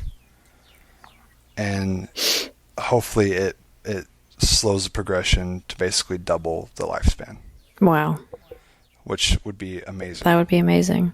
So he's going through that right now. I mean, he's doing great. He's just sitting on the couch watching TV. That's sweet. That's sweet. Wow. So you've kind of had to adjust to a lot just with. I have. With all of that. I've never been around kids before, and I feel like if she would have gotten with anybody else, they probably would have looked at this as too much. Yeah. But I love her, and I've always loved her. Like deep down. That's your ride or die. Never thought we would talk again. Oh yeah, you asked me how we kind of reunited. I didn't. Oh yeah. Yeah. So I had gone through the split up and the divorce. Had been alone for about 4 or 5 months, and I was talking to other girls, like trying to have like distractions, like fill the void. Yeah, not really trying to be in a relationship, but like trying to like not be lonely. Not be lonely, and that just wasn't working out for me because I'm a relationship kind of guy. I'm not like a one night stand kind of guy. Yeah. I don't like doing that stuff. I feel gross. I see. So like I didn't like it. Like I met up with a couple of girls, and you know, I could never tell how genuine it was because once you tell them you're a YouTuber, it's like things feel different now. And I was just like, I give up. I'm done talking to people. Like whatever happens, happens. But I had reached out. I sent her a message on Facebook because I haven't talked to her in 9 years, and it wasn't to try to get with her or anything. And she didn't answer. But then her sister messaged me and was like, "Hey, like she wants to talk to you, but she just doesn't know and stuff." So I was like, "Okay, well, I mean, if she wants to talk to me, here's my number."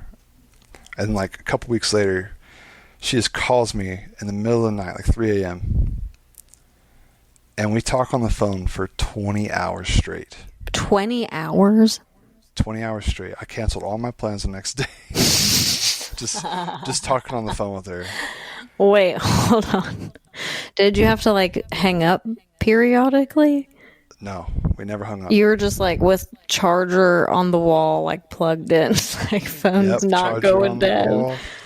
Like I took my phone with me while she was on, just to go get food. Like, did you like pee on the phone? Like, yeah, like I would tell her like, yeah, I gotta go to the bathroom. You're like, for the sake of catching up, like we're never hanging up the phone. There was no dull moment on the phone. Like we always had something to talk about. And then that's honestly like the sweetest thing I've ever heard. Yeah, the same thing happened 3 weeks later. We talked on the phone for like another 15 hours or whatever, and then I was like, "Can I come see you?" And you're like, "I got in the car right that minute." I was so nervous. Oh my gosh! It was. Did you shit your pants? It was July 3rd, and of 2023, July 3rd, and I drove down. And how far away were you? Like apart? 2 hours. Oh, okay. Yeah, she was in our hometown. Oh, gotcha. And I drive down there, and I see her pull up next to me. I see her get out, and I'm just like, my heart's racing. Did you want to throw up? Yeah, like I was like, oh my god, it's her, like it's really her.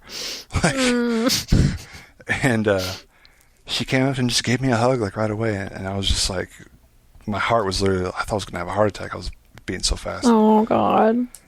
And then we went to her friend's house, and we laid on the driveway and just watched the stars and talked all night long. Oh my gosh, this is like a Nicholas Sparks movie. Right. I didn't know I was going to get all of this out of you today. Yeah, well, I like to open up about things. But we've been together ever since, and I proposed to her last June. Did you do a grand proposal?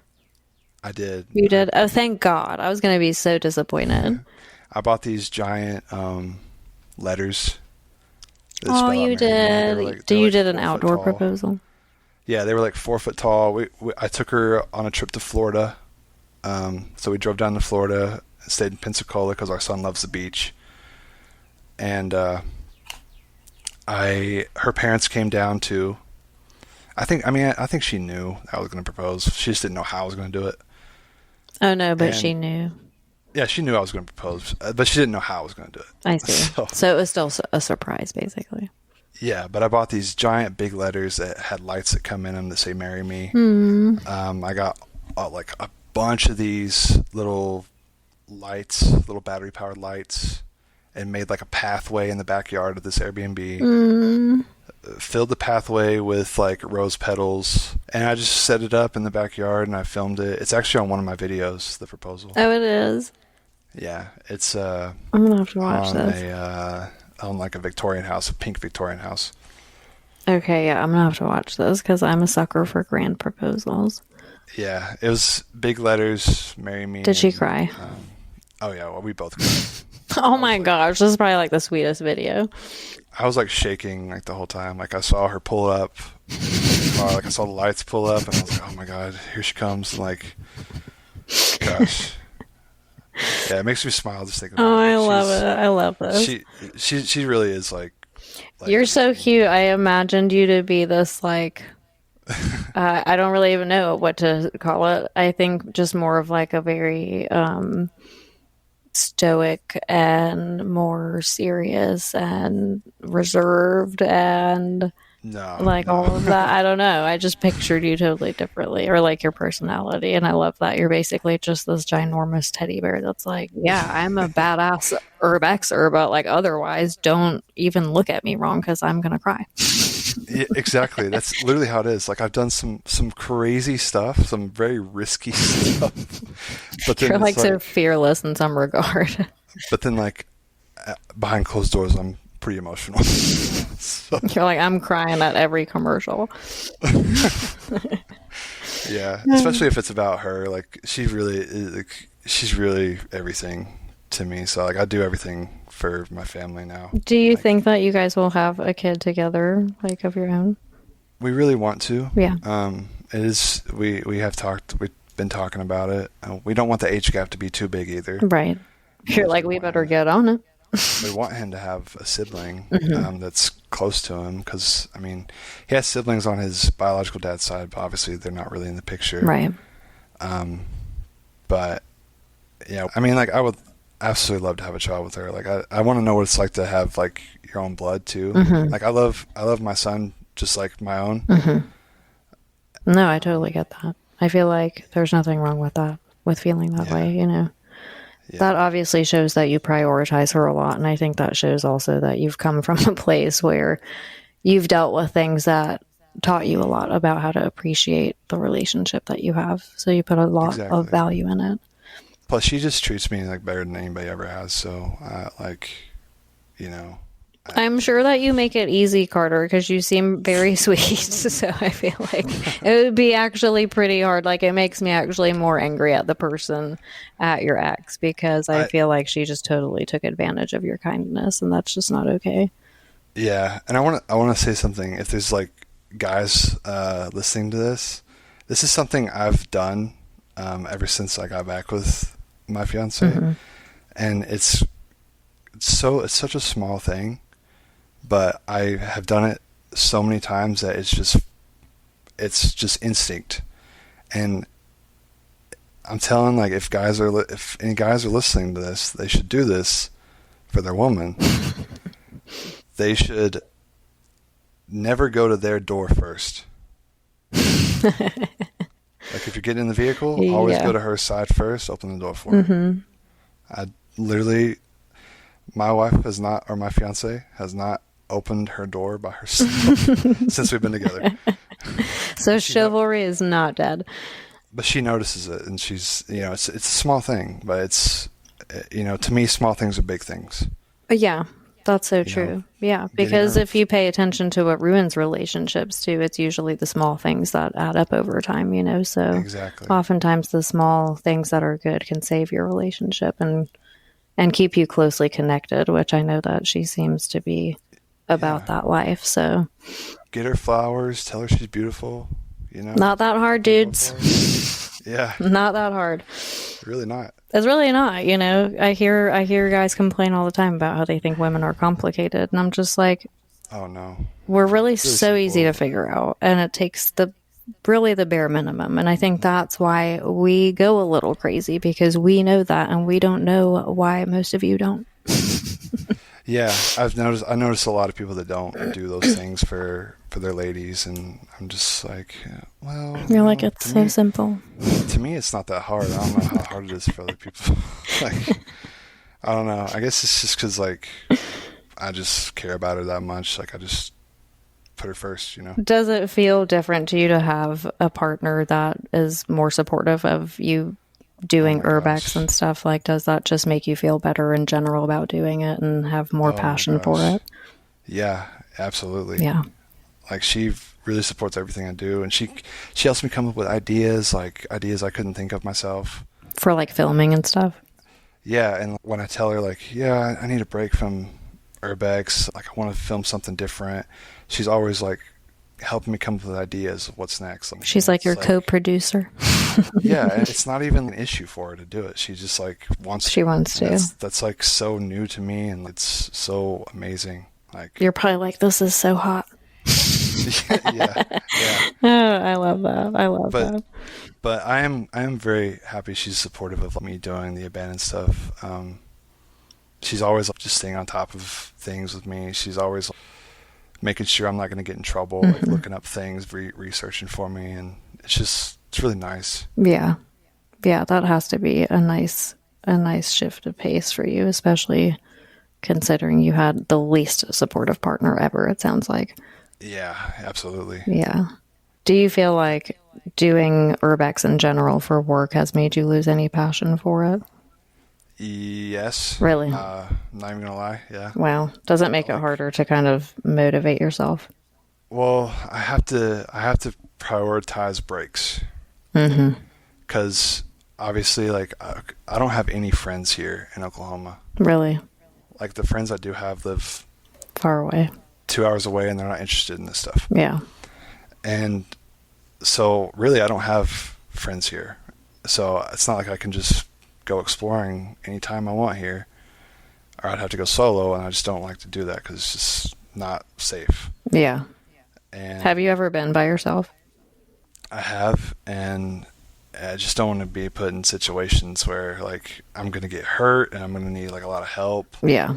Or, like, what if a group of 5 come in here and, rob me? Like, yeah. I'm not going to have There's so many things. Yeah, there's so many things that could happen. You could break your leg, like anything. Yeah, I'm a big guy. If I fall through a floor, it's not going to be good. Yeah, totally. So, like, I need somebody here, and so I always recommend exploring with somebody, at least one other person. And it sucks because I just get burnt out. Yeah. Because I'm having to travel, like I'm having to get on a plane and fly somewhere and be there for a week and be away from home.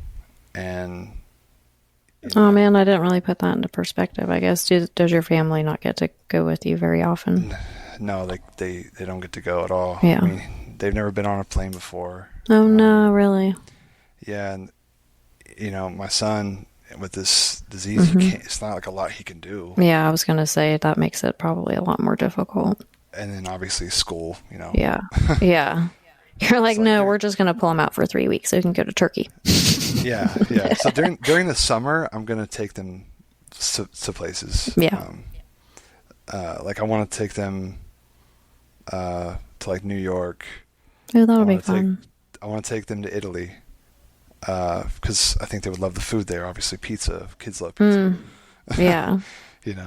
But yeah, I just get burnt out, and I have to prioritize breaks because I don't want to lose my passion for exploring. Yeah. So like right now, I'm on a break. Like I'm not exploring at all in February. Really? Yeah, I'm just like, because what happens is when I experience burnout, if I don't take a break, then you'll start hating it. I'll start hating it. I'll start dreading wanting to go exploring. And that's typically when like I see stuff start to drop, like numbers are dropping, my video quality is not good, like my energy's not up. So it just affects everything when I'm experiencing burnout. So I try to get a lot of videos done while I'm on a high, Yeah. I'm like, that okay, makes sense. I'm feeling good. I'm going to go explore all these places. The videos are going to be good because I got high energy. I'm enjoying it, But then once I experience that burnout and I try to go film, a completely different vibe. Yeah. So I try to save up as many of those good videos when I experience the burnout. That way, when I'm taking a break, I still have things to post. And I'm, after about a month, I'm usually kind of eager to get back at it. Yeah. You start missing it. Yeah. That Mexico trip, though, the border was like a very scary to film it because I'm like being watched by the cartel like the whole time. Oh, shit. Yeah. That's intense. Yeah. Being watched by the cartel and like being watched by Border Patrol and all that stuff. Also, it's just a depressing area. Yeah. That really probably depleted you a lot. Yeah, it really put a drain on me. And I thought I was going to go somewhere in February, but after that, I was like, no, I think it's best if I just wait until my Italy trip. You deserve a little break now. Yeah, well, I have videos, and plus this Mexico video is a lot bigger than what I normally do. Right. Are you going to do it all in one video, or are you going to kind of like try to do this in pieces, or what? It's going to all be one video. Yeah. It's going to be like one long video. Gotcha. It's a lot bigger than just an abandoned house. You know, it's a lot bigger story. Yeah, of course. Yeah. So, you know, I'm focusing on that. How long is that going to take you to piece together? Hopefully I'll be done with it by next weekend. Oh, that's sooner than I thought. Yeah, I thought you were about to be like in 2 months. I've been kind of working on it. I don't want to wait too long to get it out because, you know, people are talking about it right now. Well, yeah, it's really relevant. Yeah. I want people to know now while it's relevant and not later when it's not relevant. That makes sense. How many videos do you generally like keep in your archive, so to speak, to post for times where you're not venturing out and filming? I try to at least have like 2 to 3 months worth. So 2 to 3 months? Yeah. And you post a video a week? Well, right now I'm doing every 2 weeks. Oh, okay. But still, that's a lot. So right now it's 2 videos a month right now. But, you know, if it was before, it was 4 a month. And I was just like getting really, really burnt out doing that. I can imagine, because you were having to like explore, film, and edit kind of all at the same time. So I felt like I had no time for anything else. No. And I didn't like that. And I wanted to give myself, like I said, like I don't want to lose passion for it. I already don't like editing, so... Is that something you had to learn? Because I didn't even really think about that. Like, you weren't really starting your YouTube channel for Urbex. So is that kind of something you had to figure out as you put more videos together? I did, yeah. I had to learn the filmmaking side of it. Like, because I was really interested in it anyways. I wanted to get good at it. Yeah. And I just, you know, I tried to better myself 1% every video is what I try to do. There's some videos where I can't do that necessarily because they're older, and I just haven't posted them, haven't prioritized to post them. Yeah. So like there's some videos that I still have now that aren't going to be as good as what's coming, you know? Right. But that's kind of good, because then that always kind of leaves you with something to get excited for and get other people excited for. Yeah, and I'm not like upset about posting them and then not be like the quality that's up to what I'm doing now. Yeah. Because there's still cool places and there's still cool stories. It's just the video's not as great of quality. Yeah. You know, it's a big setup and it's like expensive. Yeah, exactly. Well, that's so much to take into consideration. Do you usually take a lot of stuff with you? Because I know you get like drone footage a lot of the places that you do. Yeah. So I started leaving my drone in the car. That's smart. Unless the place is like tucked way back in a field somewhere where I would like need to be up close to fly. Right. I usually leave my drone in the car now because it's just added weight. Totally. Yeah. And my bag that I usually carry when I have all my is already heavy enough. I see your bag in your videos. I'm like, I don't know how. Oh my God, it's heavy. It's like 70 pounds. Yeah. Like with everything in it. That's insane. Legitimately like 50 to like 60 to 70 pounds. Like it's no joke. Like it's heavy. So this new setup I have, it's a small camera. It's called Osmo Pocket 3 by DJI. And that's making life easier for you. Oh my gosh. The video quality is better than my normal camera. Really? And it's literally can fit in my pocket. Wow. So do you even have to have like your bag with you and all this other stuff now? No. Wow. Do you feel like a free man? I feel way better. There's just nothing like that. I used to carry a bunch of stuff too, and I've gotten to the point where I'm just like, I can't do it. Yeah. And like, I'm not too crazy on the photography side. Like I like doing it, but a lot of times when I'm at like a place, that's like sketchy, I'm more worried about like, I just want to experience this place, film it, and then I want to get the fuck out of here. Yeah, totally. And like in France, I did like probably one of the best castles ever in France. And I barely took any picture because I was like, I want to get out of here. Like, this is scary. Sketchy, yeah. Well, like, the owner lives on the property. Oh. He doesn't live in the castle. The castle's been abandoned for quite a long time. But how far away from the castle is where he lives? I mean, not too far. You can see his house from inside the castle. See, no. But the bad part is that for him to leave to go into town, he has to drive right next to the castle. Oh, no. So every time he left, we were hearing like the gravel crunching, and we would get scared. What do you mean every time he left? Like, how many times how long were you in there? I was in there for like 10 hours. What? Oh my gosh, the castle was amazing, though. Oh, I like how you're like, I didn't take any pictures, and you were there for 10 hours. I did take some, but I didn't take as many as I normally would. I see. Like, I missed some rooms completely. I mean, yeah, if you're in there for 10 hours, I can imagine, like, the get the fuck out of there meter goes up after hour 8, for sure. Well, that was going off the whole time. I like because we got in there at like 4 a.m. You know, like, obviously when nobody's awake, we're going to get inside this castle. Yeah. And then I was like, I'm too sketched out to leave, like, while it's still light outside. So some of it I wasn't even filming. I was just sitting there waiting for the time to go. You're like, I'm essentially stuck in here. It's okay. Well, also stressing out because the way in was very difficult. Oh no! And then you just had to sit there and think about how you were going to get out the whole time. Like I was debating just like turning myself in. Like, getting out was so scary because like I don't know if you've heard this story before, but I had an injury coming out of a place one time. Is this where you hurt your knee? Yes. Yes, I heard about this. Yeah, Is that your only injury? That's the only bad injury I've had, yeah. But now you have trauma. You're like, I can't be fucking around when I'm leaving. Very worried about my knees. Plus, this entrance was way higher up than the... Oh, no. Oh, like, no. It was on the so this was like a jump down maneuver. Yeah, well, the way in was through the basement window at first, but then, like, literally a couple days before we got to the castle, the owner had covered up those with giant cinder blocks. Oh, shit.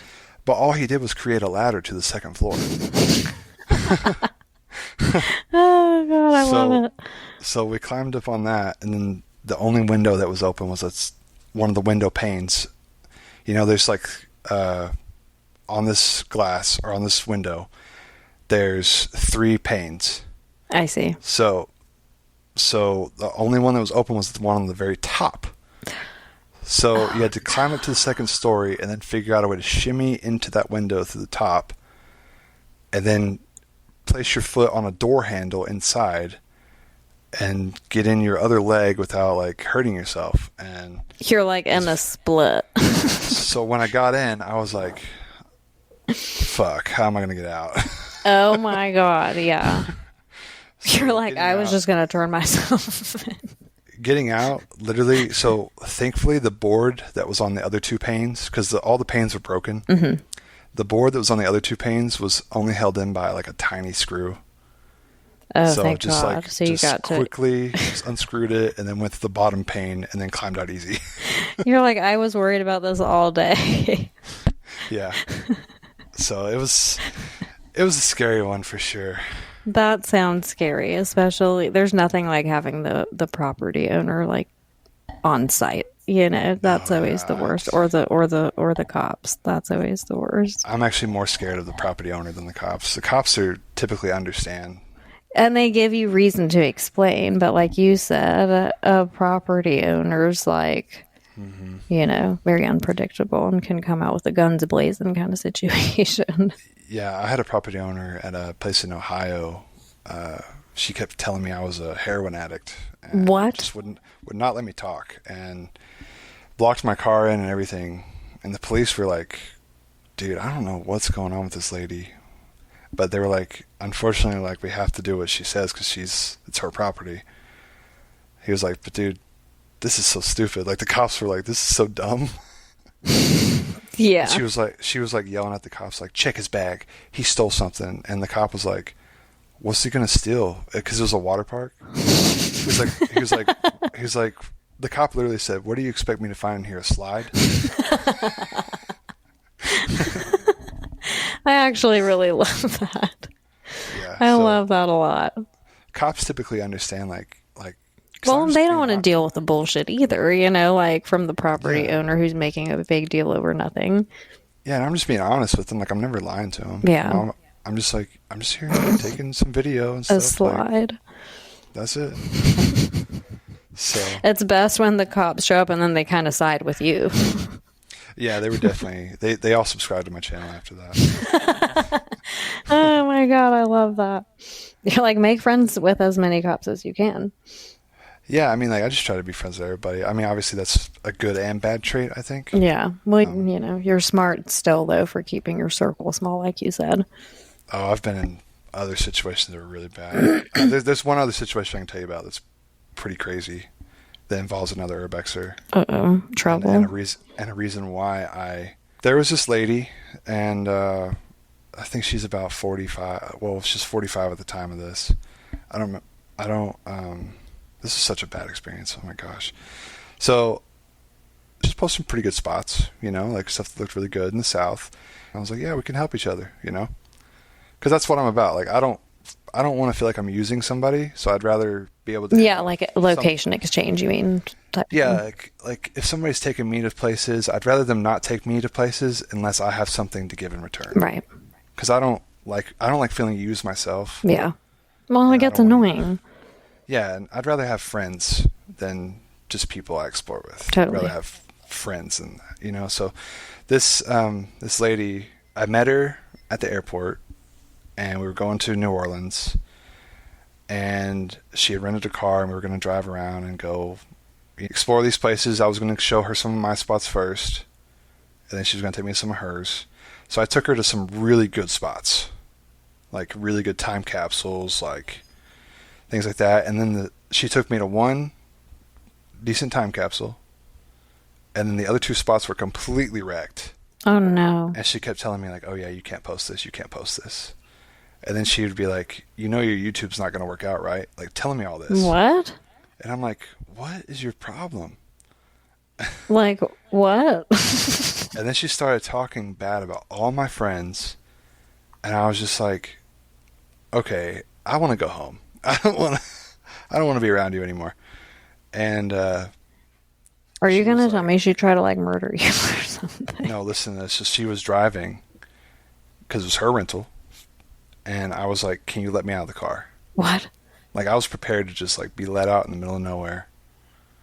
Like, I did not want to be around her anymore. She was just so toxic, and she was stealing so much stuff from the places too. No way. I get taking like a little souvenir, knick-knack, whatever. Yeah. But like when you're loading up bags of stuff, like that's just theft. That's theft. Yeah, totally. And I was like not having it. I was like, I don't like that because like you could get me in trouble. And then she was talking bad about all my friends. What the hell? And I'm like, what the fuck? And you said this person is in their 40s? Yeah. Oh my God. Yeah. And, that's sad. She was just talking shit about all my friends and then talking shit to me about me. So I was like, okay, I want to go home. Like, let me out the car. Yeah. And like I started secretly recording it. No way. The conversation. And she was just like calling me, like she was calling me like a pussy, a bitch, like all this stuff. And I was just like, what is your problem? Like, just let me out of the car. And she was like, you're not going to leave me stranded here. I'm like, you have a car. You're like, I'm literally asking you to leave me stranded. That's literally what I said. And she was like, no, because then you're going to go tell everybody that I did. I'm like, yeah, I am. Of course I am. Like, well, yeah, why wouldn't I? And she was like, I'll let you out, but you can't have your stuff. And she was going to steal all my stuff. And oh, it was so bad. Wait, but how did you get out of there? I had to kind of kiss up to her and be like, yeah, I'm sorry. Like, let's just be friends. Like, I was being fake. So you could get the hell away from her. Yeah, because she would not drop me off anywhere. Ooh, and I was like, oh my God, she kidnapped you. Yeah, exactly. That's insane. and like I didn't want her to like try to come at like with some false stuff about me because I'm a big guy. Yeah. You know, so I was just like, I have to be nice to this lady just to get her off To my this back. crazy bitch. Yeah, such a bad situation. That's terrible. So after that, I've really kept my circle That's small. really, that is actually so random and terrible. Like, I don't know what would have possessed her to do that, and was that her plan like the whole time, to just like get you in her grasp and talk shit the whole time? I have no idea. Like, what was she like leading up to then? Was she completely normal and friendly? Yeah, seemed like a normal person. What? Like, I think you were dealing with a psycho. I think so too. There's like multiple personalities there. Yeah, I just couldn't deal with it. You know, and I'm not like a mean person, so I didn't know what to do. Yeah, but then like to sit there and not drop you off and threaten to keep your stuff, like you're taking it kind of far. Yeah, I had this thought in my mind. I was like, I'm going to grab the key when we stop at a stoplight. I'm going to get my stuff out of the trunk, and I'm going to toss the key in the woods. She's going to have to come. That was my thought, and I was like, damn, I should have done it. That's actually such a good plan. I'm going to keep this in mind in case I'm ever in this situation like this. Yeah, I'm like, just go for the key and throw. That's a good exit strategy. I was so ready to do it, but then I was just like, oh, but what could happen? What could be the bad situation? I have to think of everything when I go through stuff. That's insane. Yeah, I cannot blame you for keeping your circle small, especially in this community, because it does seem like people, you can roll the dice on whether, you know, people are going to turn out weird or not, basically. Yeah, so I have my friends, and, you know, they've always been good to me, so. Yeah. And apparently you randomly come to Columbia often, which is so weird, but exciting. I come to Columbia all the time. That is so random. Like, no one cool ever comes here. Like, I'm not making it sound like you're on tour. no, like I really love Columbia. Like I said, my best friend lives there, so that's where I fly to. That's awesome. And you like to explore it with him, I assume, since he's your best friend. Oh yeah, you know, a lot of people I get rushed. Mm-hmm. You know, and he's always like, dude, take your time. Like, he's able to help me not feel rushed about it. Some of my friends, they do rush. But, yeah, I hate that. But I don't blame them. But like when it's a group of all of us, and like 4 of us are rushing, and you know, I'm not gonna rush. And there's been some situations where it could have been bad because like everybody's done within 30 minutes to an hour. And you're like, I'm in the first room. I'm like not even close to being there. And they're like already like waiting outside, and I'm like, yo, y'all are outside, like y'all could get caught and then I'm screwed. It is funny how different everyone can be, but I'm a lot like you are. I like to take my time, and I don't even film. I just like to take my time in general because I like to experience it and take the pictures and all that. But yeah, I hate feeling rushed. I usually don't go back twice. Mm-hmm. Because obviously, like, if I lived in those areas, I'd probably make second trips back to places. Yeah.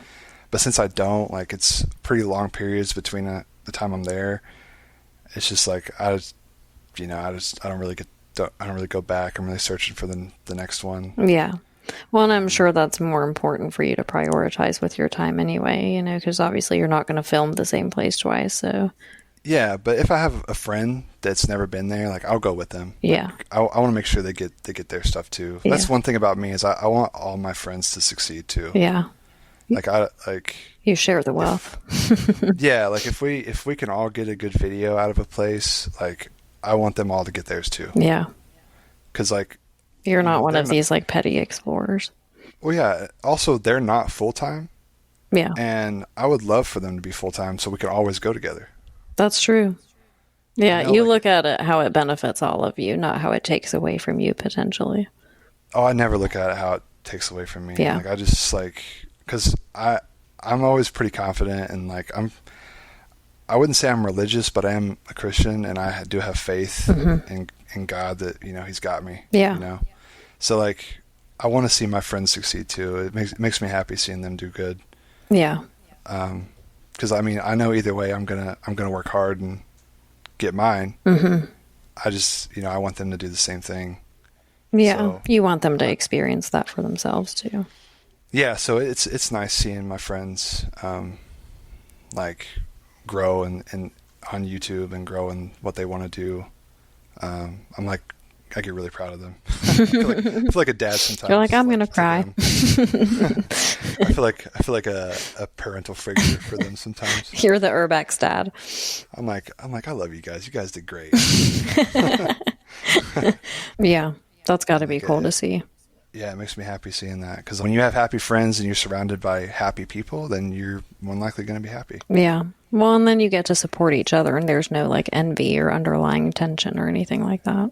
Yeah, I always think it's funny though, because like my friends, like some of my best friends, they were like fans of me before we met. So I'm sure that could happen a lot. So when they met me, they were like fanboying over me. I love that. And now I'm like, I'll call them and just tell them about my day and like be like, yeah, I love you, bro. Like, oh, that's sweet. I wonder if they still like low-key are like, oh my God, I can't believe he's my best friend. I don't know. Sometimes they do refer to me as like famous. I don't really see myself as like famous. I know I have like some level of fame, I guess, but like I try not to look at it like that, because I don't ever want to get like a big ego or anything. Mm-hmm. I think that people safely assume that you have a big ego because that you have a certain level of success on YouTube and stuff like that. So I think that's super refreshing, is to kind of get to know you differently, and in a way that it kind of takes all of that away for me anyway. If I'm being honest, I actually don't have a lot of like self-esteem, like high self-esteem. I'm really Carter, I can tell, because I don't know another person who would have dealt with your ex or a crazy person that was trying to kidnap you or like any of that. And still you're like, I'm just trying to be nice and see the nice way out of it. Yeah. So. Like I should think more highly of myself than I currently I do. will say, and I don't ever give this advice to anyone, but you deserve a little bit of an ego. Well, just a little. Some people tell me that. I don't know. I can't get myself to be like that. Yeah, but that's not a poor quality to have. I think that, you obviously do something that other people are really drawn to. And quite frankly, you are a good inspiration to a lot of us in the Urbex community. So I will give you that. And I think that should speak for itself, because you are doing a really good thing, and you are doing it to the best of your ability with a lot of pressure on your back, which has got to be hard to do. Oh, I appreciate that. Yeah, it's hard. And, I obviously have a lot of Urbexers that absolutely hate me. And you can't be everybody's cup of tea. Yeah, and it's most of the time it's people I don't know, people I've never met. Yeah. It's just, they just always have something to say. They have an opinion of you before they get to know you. Yeah, they just try to do things to get under my skin. Mm-hmm. And things don't bother me anymore like they used to. Yeah. Like, I get told every day in my comments, like, when people don't realize when you get bigger, you're getting way more interactions, and not all of it is positive. Oh my gosh, there's probably more negative than positive. Mm-hmm.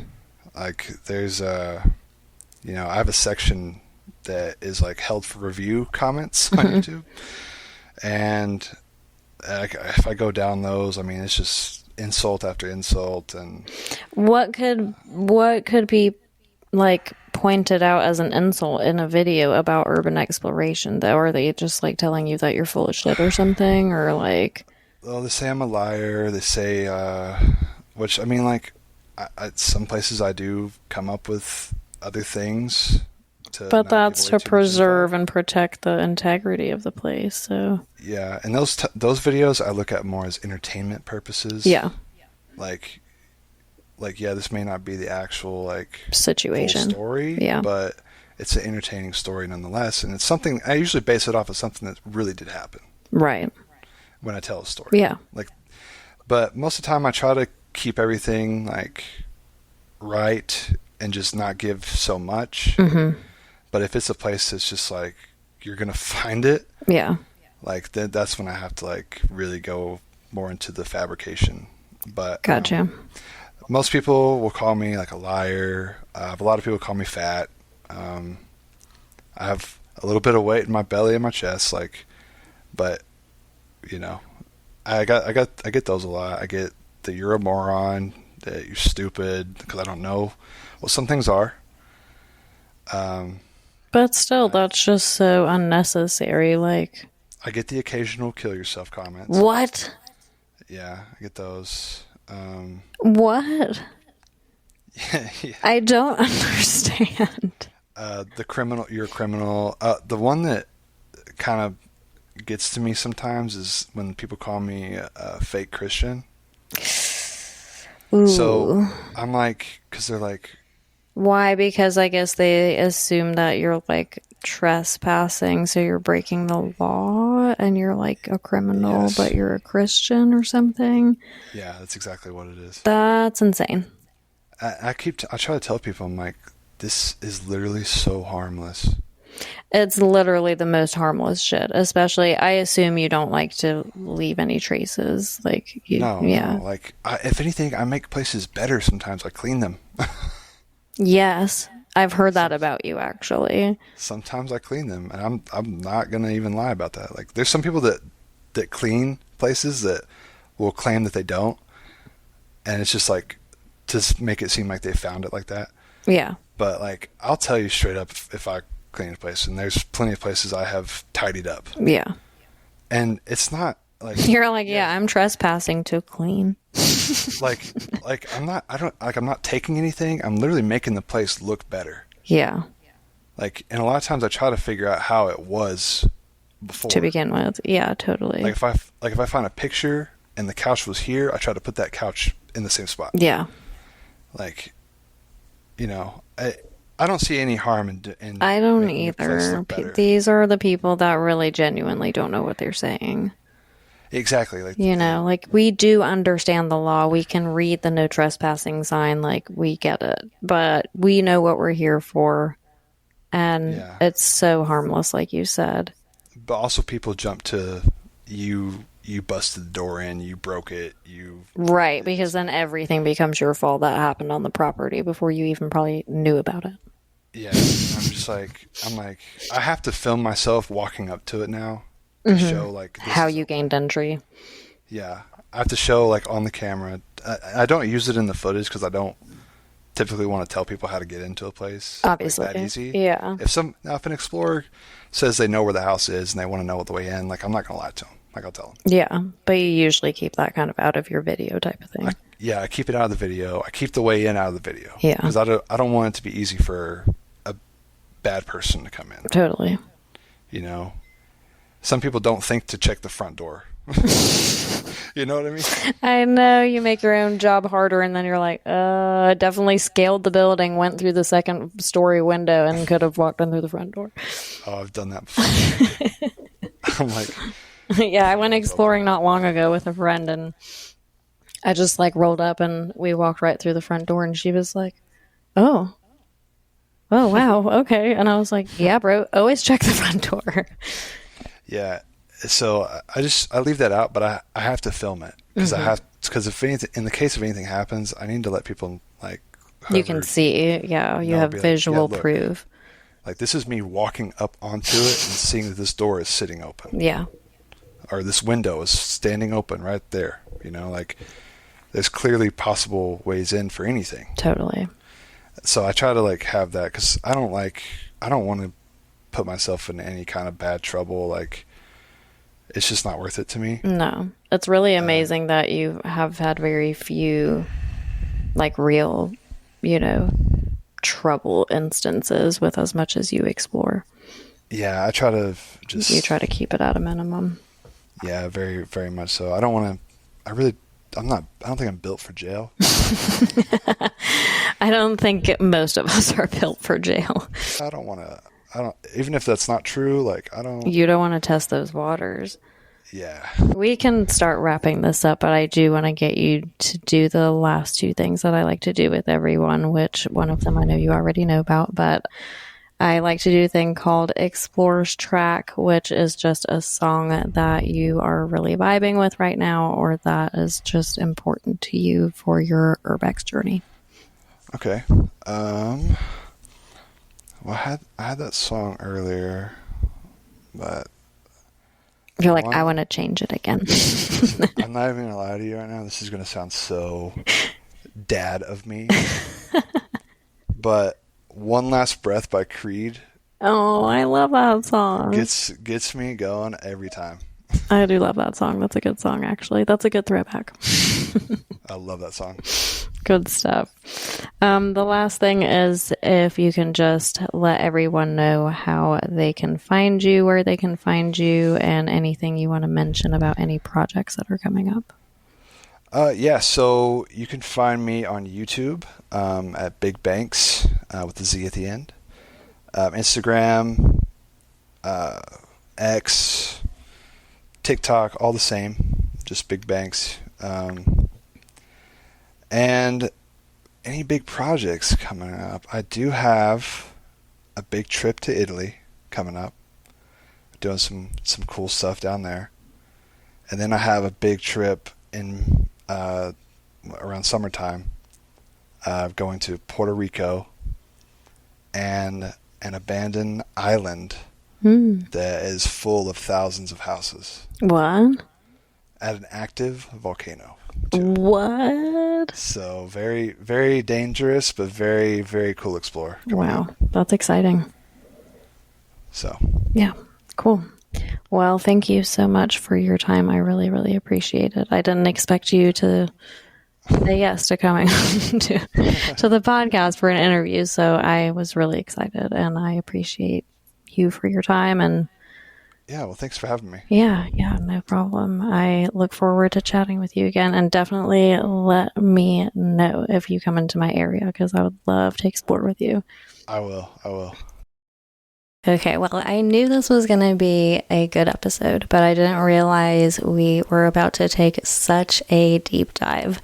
Big Bankz isn't just out here exploring mansions bigger than hotels and traveling the world for Urbex. He's built an empire, and he's done it while staying one of the most humble, hardworking, and unexpectedly sweet people I have ever had the pleasure of talking to.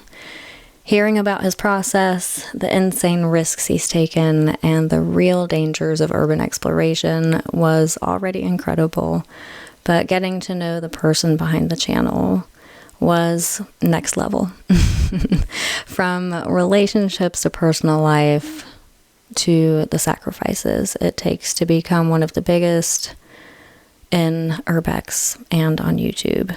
This episode was really, really special to me. So a huge thank you to Big Bankz for joining me today and for sharing not just his adventures, but his story.